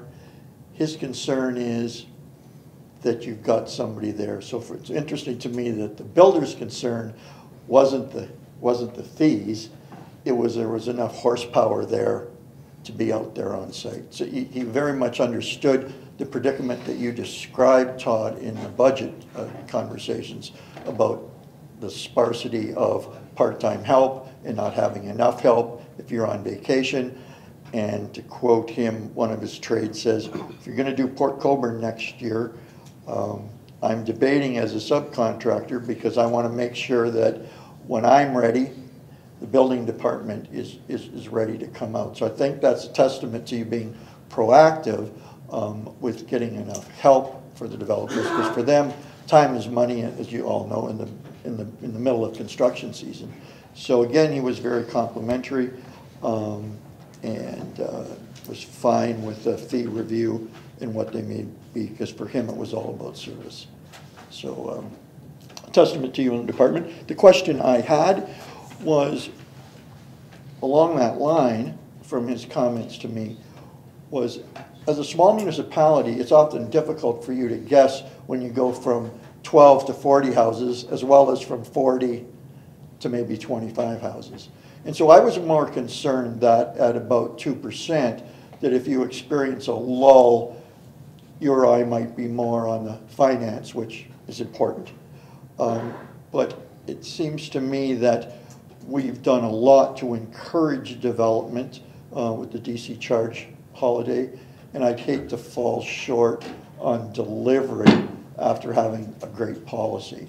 So I'm wondering if I actually was concerned, and I had misinterpreted as Councillor Wells did about that shortfall and didn't realize the one-time software purchase. Do you feel this gives you enough money? I think your answer to Councillor Wells was yes, but I guess at what level of drop-off does that become problematic, if it even does? Thank you, Mr. Mayor. Through you, Mr. Mayor. There's kind of two roads we could be going down for the building department going forward. There's getting the help and there's not getting the help. If we don't get the help, then we see our part-time role, the value of that part-time role going up, just because we'll need the people to do that. That also does put a great stress on me and Sylvie in my office and the people that surround us that pitch in when they see we're struggling. So dollar-wise, if we go down that road, we've managed the last 2 years. It's been, pardon my language, it's been hell. It's very stressful. It's tough to deal with and try and keep that customer service face on.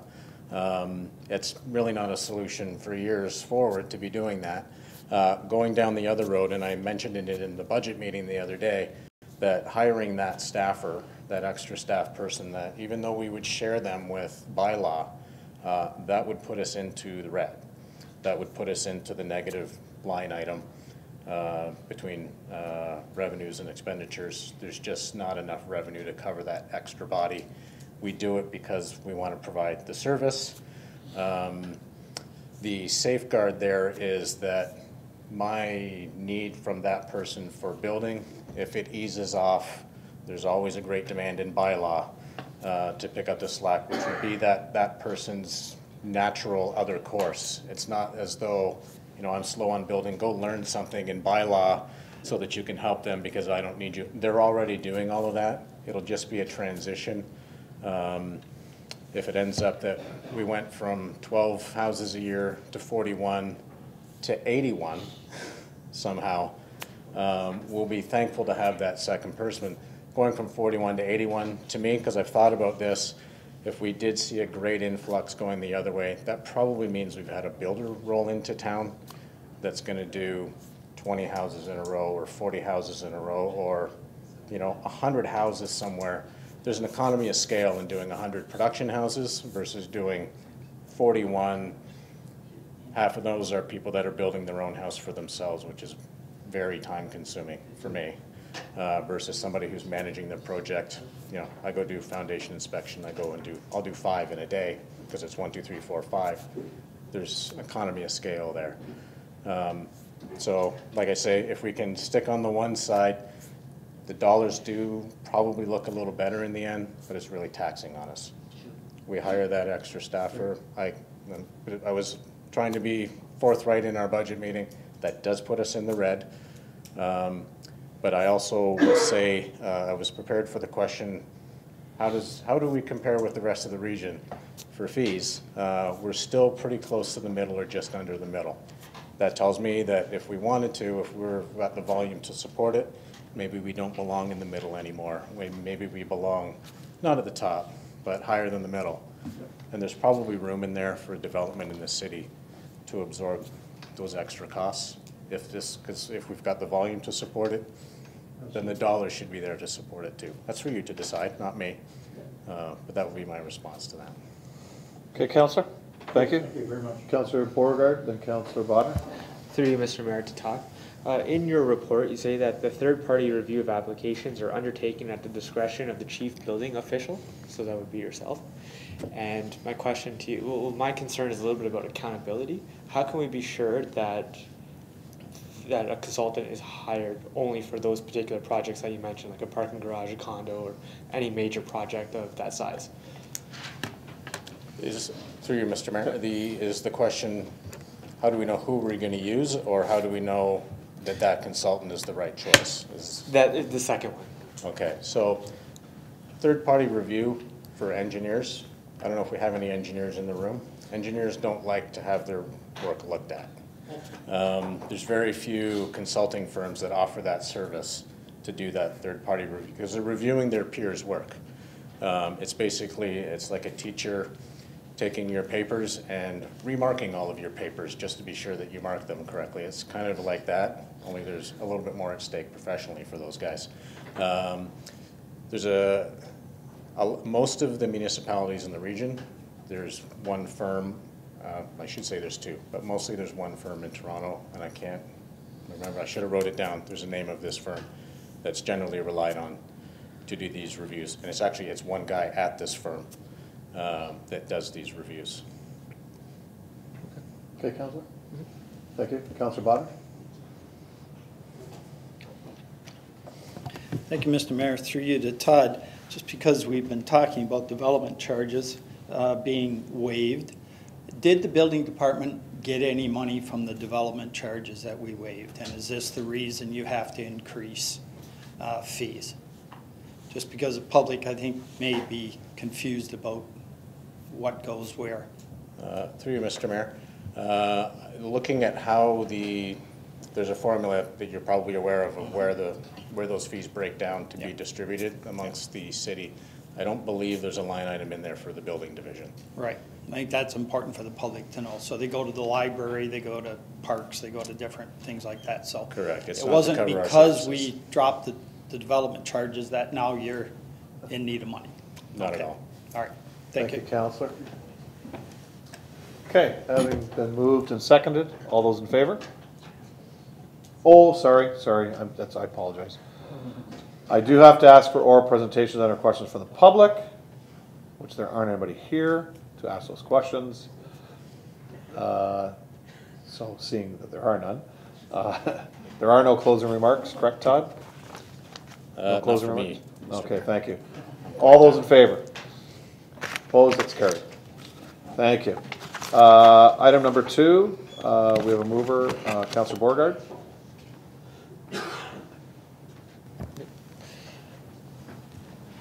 So the motion is by myself regarding rezoning of certain lands within the east waterfront secondary plan area to industrial/employment purposes. So these lands are east of the canal, and they were once industrial employment lands. They were then transitioned to public lands and Recreation. Pardon? Recreation. Yeah, they're transitioned to recreation, and then now the motion is to bring them back to employment industrial purposes. Thank you, Councillor Seconder. Councillor Desmarais. Questions? Councillor Desmarais. Thank you, Mr. Mayor. Through you, I did note that the motion as it sits, as it's written here, references certain properties, but in fact it's one property. So I would like it to reflect that one property, so that we're not changing anything else, we're changing that one property. Mr. Aquilina, no, there are several properties. There is more than one property under separate ownership. Okay, so I would like to know what those properties are then, because I'm not in favor of doing it across the board. One property, I understood the reason, but I have not heard about the other properties. So I want to make sure that we're clear on what those properties are. These are all under private ownership, correct? No. One is private, the rest are owned by Transport Canada, correct? Mr. Aquilina? I do understand what those properties are then. That's correct, Mr. Mayor. Yeah, it's just the one One private ownership property and the Transport Canada lands. Okay, then that would be fine. Okay. That's it. Any other questions? Seeing none, all in favor? Okay, that's carried. Timeline, Dan, on that to come back? Approximately? That one there, Mr. Mayor, I'm going to say, to be honest, within 2 months' time. The report will come back for us to look at. For a public meeting, it's got to be a public meeting. Yeah. Couple months. Okay, thank you. All right, so that's duly passed. Item 5, Councillor Bruno. Thank you, Worship. Corporate Services Department Finance Division Report 2019-11, subject consolidated fees and charges bylaw 2019, that the consolidated fees and charges bylaw attached to Corporate Services Department Finance Division's Report 2019-11 be approved, and that the mayor and city clerk be authorized to execute the appropriate bylaw. Seconder. Councillor Bodnar. Councillor Bruno. Thank you, Mr. Mayor. Through you to perhaps Peter, this may devolve into a question for Ashley, but I don't think so. In reviewing that report, there's a myriad of bylaws, but I know that there's 2 areas. One is the marina, one is the Vail Center, where the setting of rates don't correspond to the calendar year. So most of these rates are updated and flipped. We're approving them now to coincide with the budget year, I take it. Is that correct? Through you, Mr. Mayor, Councilor Bruno, those particular, because of the seasons, yes, they correspond to the actual season. So, for example, the valet, the ice rentals is for the 2019-2020 season. Okay. Because 2018 and 19 we're already into the last part of the 19 season, and same with the marina. The marina, actually, the marina is not it's seasonal, but for the year. So the new fees for 2019 will be applicable for the 2019 season this summer. Right, and so where I was going with all that is that this doesn't, so some of the fees we're approving actually are already in play and in force. So for example, the marina, I would think, tells folks their rates for seasonal boating in the fall. And this is showing that they're here now to be approved tonight. But have they not already been passed and are out there in another format? Through you, Mr. Mayor, Ashley can correct me if I'm wrong, but the fees coming up for the season, the seasonal boaters would have been advised that there may be an increase coming for the 2019 season, and these would be the fees as approved by council that will be then in effect, because they put in down a deposit in the fall for the 2019 season, and these fees would be then effective for the 2019 season. The storage fees are more for the fall, winter of 19 and 20. Okay, I'm glad you clarified that, because I guess that's one of the other reasons I want to talk about kind of a business plan for the marina. Because I don't think marina fees and wanting to know where you're going the next year should be settled as in late January of each year. In other words, I think it's prudent to tell customers what their fee will be next year so they can A, plan for it, B, put down the appropriate deposit.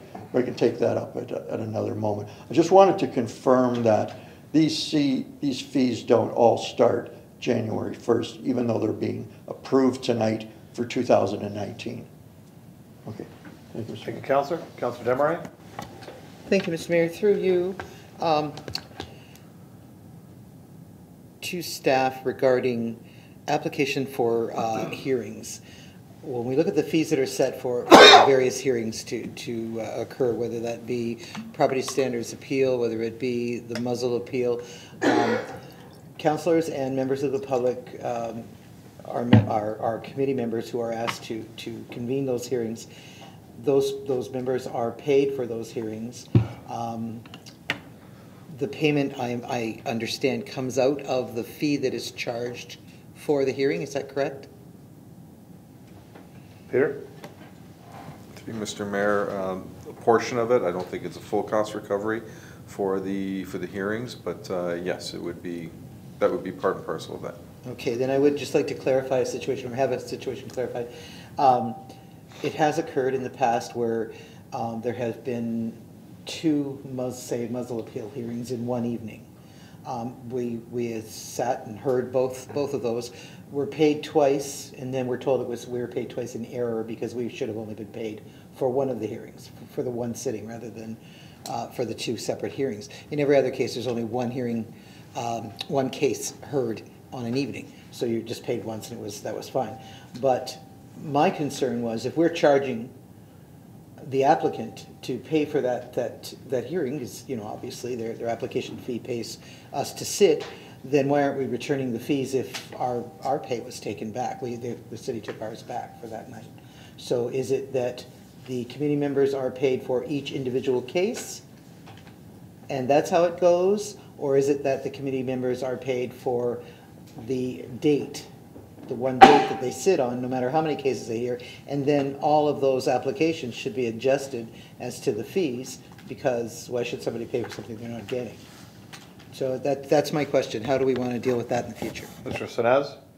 Through you, Mr. Mayor, when an appeal is put forward, whether there's one or two, it's one sitting, and so therefore there's one payment to the committee members.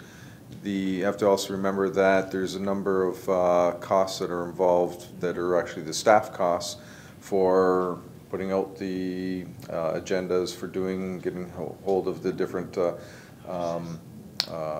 individuals involved, whether it's the Humane Society and staff putting that together. So there's other costs that are also included there. But as far as the committee, whether it's one or two, normally it's just one muzzleloader. It's very unusual that you'd have two at one time. It's usually just for the one sitting. Okay, thank you. I understand that, but I think the fee should reflect the actual cost. So it should pay for the members that are sitting and hearing that case. And in that case, in the case that there are more than one hearings, if there is more than one hearing in an evening, then that money should go back to the applicant, if that's the case. I just think that if we're going to look at cost recovery, it should be recovered all the way across. Why should we already pay the Humane Society quite a bit to act on our behalf through the year? Why would we not recover these costs for an order that they're the ones who put the order in place? So why would we not recover the costs? Mr. Sinaz. Through you, Mr. Mayor. If I'm hearing Councillor Desmarais correctly, the Humane Society, we don't pay extra for them to come to the hearings. That is part of their contract. My understanding is. The fact is that an application fee, if somebody's going to go through the application process for a muzzle hearing, for example, that cost would have to cover off some of most of the staff time, the committee time, and so on. We could take another look at for the next round as to if there is a difference in that cost recovery versus what we're have the application fee for. But I think the application fee is per application. Therefore, I don't think we'd be looking at giving a refund to one applicant over another because there's two in one night type of thing, if that's the way I'm hearing what you're saying. Any type of application fee, there's a whole process of what has to be done prior to letters that go out and arrangements and so on, plus the committee. So if there is additional cost there that we need to look at, then that is something that we can, I can have the staff of those departments take a look at. Okay, thank you. I would just like to see us have a true cost recovery in the case of hearings. Thank you, Councillor. Mr. Sinaz, who sets the remuneration amount for the members? For the fees here this Not evening? the fees, but within the fee is the members of that committee are paid a remuneration. That was through bylaw, through the remuneration bylaw. So, but it's set by the council. city of Port Colborne. Yes.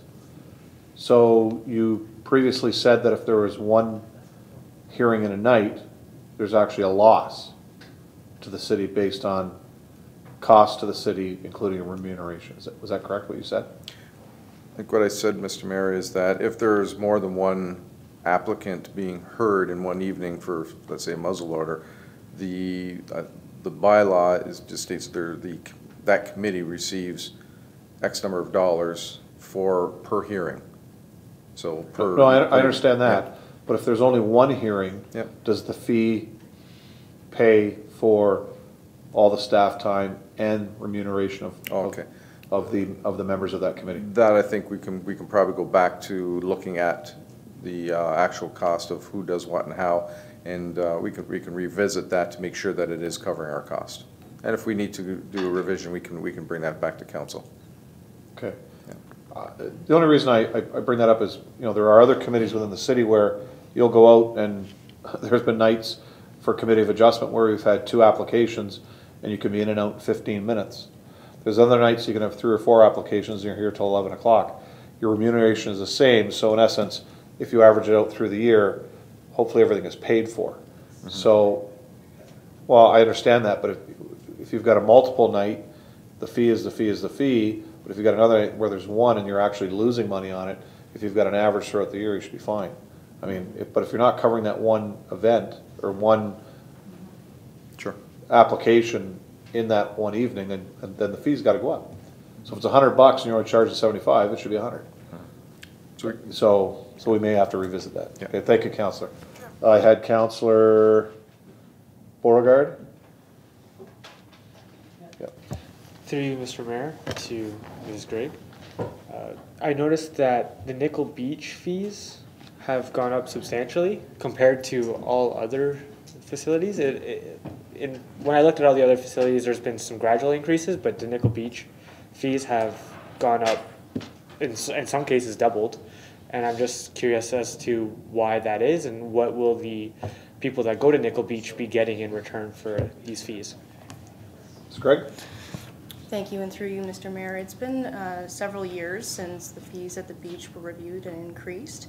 And in addition, Council will note during the budget deliberations that there's also a proposal to increase the season.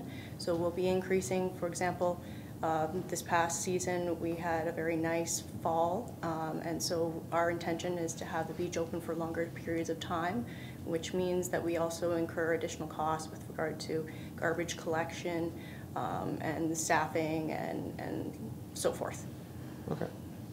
Okay, Councillor? Mm-hmm. Thank you. Councillor Bodnar. Thank you, Mr. Mayor. Through you to Ashley. Ashley, in tennis courts, Centennial Park, $4.43 an hour. How do you police that?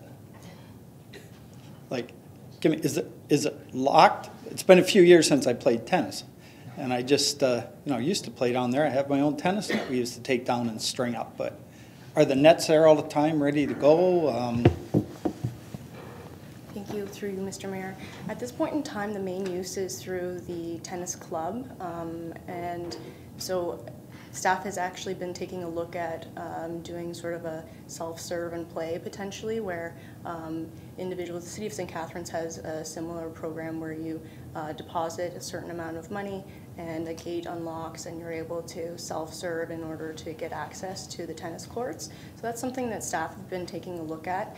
But right now, usage of the tennis courts is mainly through the tennis club itself, and policing or enforcing the fee itself has been, pardon me? Based on bookings. Yeah, it's really just based on the bookings that we receive.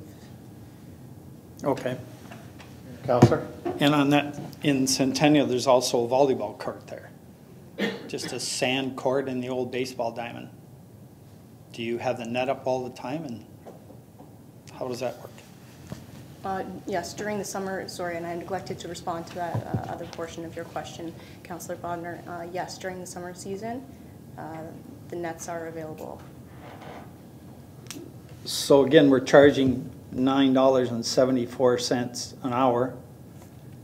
Is that like just on honesty or something like that? Or if somebody books it, they pay, and if they just go there and play, it's get caught and don't pay? I'm just looking at the logistics of this. Is it reasonable to even have this charge there? But just as a, Yes. I just want to know how it's working. Through you, Mr. Mayor, it is based on the bookings Okay. that we are charging the fees. All right. Yeah. Okay. Yes. And another question, Mr. Mayor? Just to show that I'm actually looking at some of this stuff. Who does Roselawn? Who's the Roselawn person? Oh, you too, eh? And this is just because I'm not a professional bartender, but in the... I've been to your house. I poured a few drinks, but I'm not too keen on the pricing of it. But, okay, so a mixed drink at the bar is $5.31. A bar shot is $6.64. Don't you put a shot in a drink? Just because I'm not a professional bartender, that just seems weird. Just, you know. So if you buy just a shot at $6.64, if they put a shot plus ginger ale in it, it's cheaper. So I just stood up. It's no big deal, but just to show I'm actually reading some of this stuff. Ashley? Through you, Mr. Mayor, staff can certainly take a look at the bar charges and report back to council if that's the intention of, if that's the direction of council. I'd be happy to do that. Okay, and just because I just got whispered another question, wine charges? $5. It's too cheap. No, We can go there after and test it out. But Perhaps they made a mistake and they had the wine. The wine's $5. Okay. I've never seen anyone have mixed drinks. Disregard, we'll do some research and we'll get back to it. Okay, Counselor? People didn't know that Ronnie Bodner's nickname was John McEnroe in his tennis days. Counselor Bruno. Thank you, Wish. Councillor Bodner just segued a couple of things. Big deal, and we'll have a discussion about it. The more we think about this, in the preamble, it is a big deal because it's $2.5 million overall. And so what I'm hearing tonight and concerned about is that everybody has an anecdotal point that they've just lifted off the page. And so I'm wondering if we really shouldn't have a report back on this whole setting of fees, because I've heard that Nickel Beach hasn't been reviewed for a while. Are we adopting fees in January 28th that start January 21st? Should that be earlier in the year? Should we have a visual that says this is cost recovery, this isn't? Because there's some obvious real non-cost recovery things that are okay. I mean, we don't get full cost recovery on our ice time or things like that, and we accept that as a municipality. But I'd like to know which are cost recoveries, which aren't, and then perhaps we can have a more fulsome discussion. And most of that could be offline, calling the director about various ones. But I'd like to see an overall relook at this. Yep. Mr. Sinas, if that's possible. Mr. Sinez? To you, Mr. Mayor. We had staff 2 years ago look at the fees and look at cost recovery and have incorporated those, and that's how we started this whole consolidated fee bylaw. And so this particular this particular year, all of the fee schedules went back to the departments to review those the fees, to look at how it is with regard to their own cost recovery, and also to how it's in relation to other municipalities, and determine what they believe the costs are, which is what is in this report, and has come back to council. I think if we do as Councillor Bruno has mentioned, and look at every fee and look at the cost recovery and bring back a report on all those fees, that's going to take a considerable amount of time, and we won't have fees in place for 2019. We'll be back to 2018. I wasn't contemplating okay. for now that this whole thing be brought back to us showing cost recovery so that we can get ready for 2020. I understand 19's got to get out the door. Okay. Okay. Councillor Borgard? Through you, Mr. Mayor, to staff, Peter in particular. I just want to focus on justifications for these increasing costs. So maybe instead of what maybe Councillor Bruno was suggesting, a little blurb or summary for each particular area. So like Nickel Beach and its explanation as to why these are the fees that we want to. Just a one-page summary of for each area, the marina and other facilities as well. Maybe something like that. Mr. Sinez?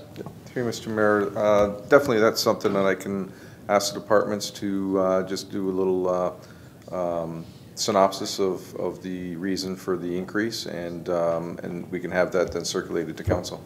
Thank you, Mr. Sinez. Any other questions? Oh, Councillor Baggio. Thank you, Your Worship. I know since last day I've sat in the audience there a couple times, and there's been a issue brought up about the B&B rates. And it seems like I've got an email from last week about something changed, but Can you wait, Councillor, because we actually have that answer coming forward this evening. Sure. Thank you. Glad you read my notes. Hey, Councillor? No, but we do have something coming forward with that, and I'll be looking to you to second that. Please, thank you. Thank you. So with regards to this, any more questions? Seeing none. So Peter, we're going to pass this evening for the 2019 fees, and also staff through council will come back within the before next year to council with regards to what Councillor Bruno. Well, so I don't think I didn't want it just before next year, a fair bit earlier than that, perhaps. Well, that's so I was 3 months or whatever it takes. So if I can ask that question, Councillor, you can have that answer. Yes, it's going to be done before next year. But let's find out from staff when that before next year will be. The CAO. So, as Mr. Sinez referred to, we did take a more holistic look at our fees a couple of years ago. We talked about the concept of full cost recovery, the concept of taxpayers subsidizing glasses of wine or docks at the marina and so on. We knew it would take a few years to get to full cost recovery, but what I can do is take this to the next directors meeting in February, and maybe the group of us can put our heads together, and maybe if we break it off into small pieces and bring back a fee review for each department at different council meetings, so that we don't take one 6-hour meeting with the entire fee schedule, and maybe some seasonality can be factored into that. So for example, we do hockey arenas before winter, we do beaches before summer, and so on. Thank you, Okay. Mr. CAO. You read my mind. Thanks. Councillor Desmarais. Thank you, Mr. Mayor. Just to make things a little smoother, a little easier, if each councillor could actually drill down on these things and send an email with your concern, that would just make things faster. And staff has it all in front of them, they can work on that, and the next time we meet it can just go through quickly. Thank you, Councillor. Anything else? Okay. So the CAO and Mr. Sinez have that direction, and Ashley and every other department that it affects. So, seeing no more questions, all in favor? Carried. Thank you, Council. Good discussion. Our last item is item number 14. Councillor Beauregard.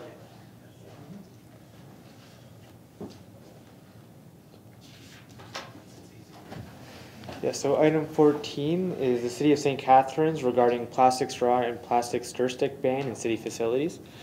Thank you, Councillor. Can I have a seconder to that? Oh, sorry. Any second? Councillor Natch. Councillor Beauregard. Sorry. That's okay. Should I read it out again? Or? No, you don't know. Okay. It's on the floor. You have questions? Comments? I have comments. Okay, Mostly, thank you.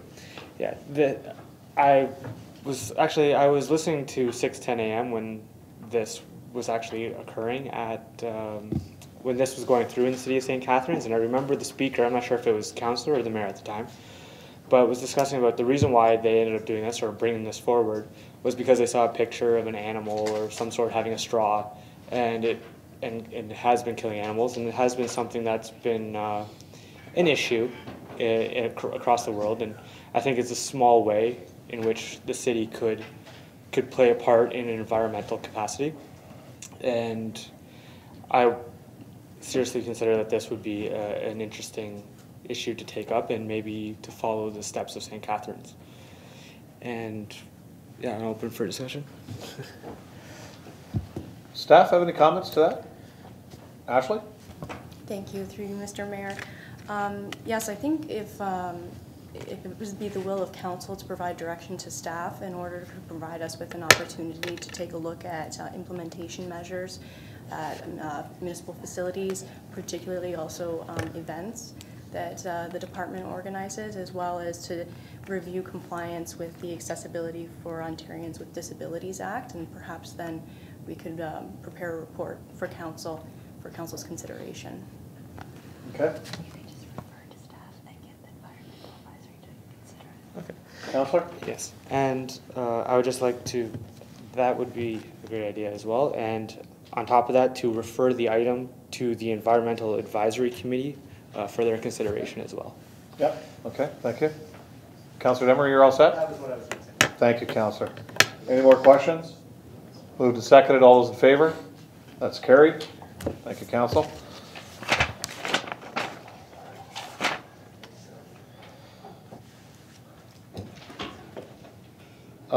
Actually, I won't be looking for a seconder, Councillor Bagu, at this point, but I will have a notice of motion. Councillor Clayliff. I'd like to make a notice of motion to waive the fire inspection fees on bed and breakfast for 219. Thank you, Councillor. When it comes forward, Councillor Bagu will ask you to second at that time. So that will be brought forward to our next meeting. Amber? Okay, that'll come forward through Councillor Clayliff to our next meeting. Any other notices of motion? Motion to adjourn. Councillor Danch, Councillor Beauregard, all in favor? That's carried. Council meeting. Introduction of addendum items. Madam Clerk. There's no addendum items this evening. Confirmation of agenda. Mover and seconder. Councillor Bruno, Councillor Wells. Any questions? All in favor? That's carried. Disclosures of interest. Adoption of minutes. Regular meeting of Council 01-19 held on January 14th, 2019. A mover and a seconder. Councillor Wells, Councillor Beauregard. Any questions? All in favor? That's carried.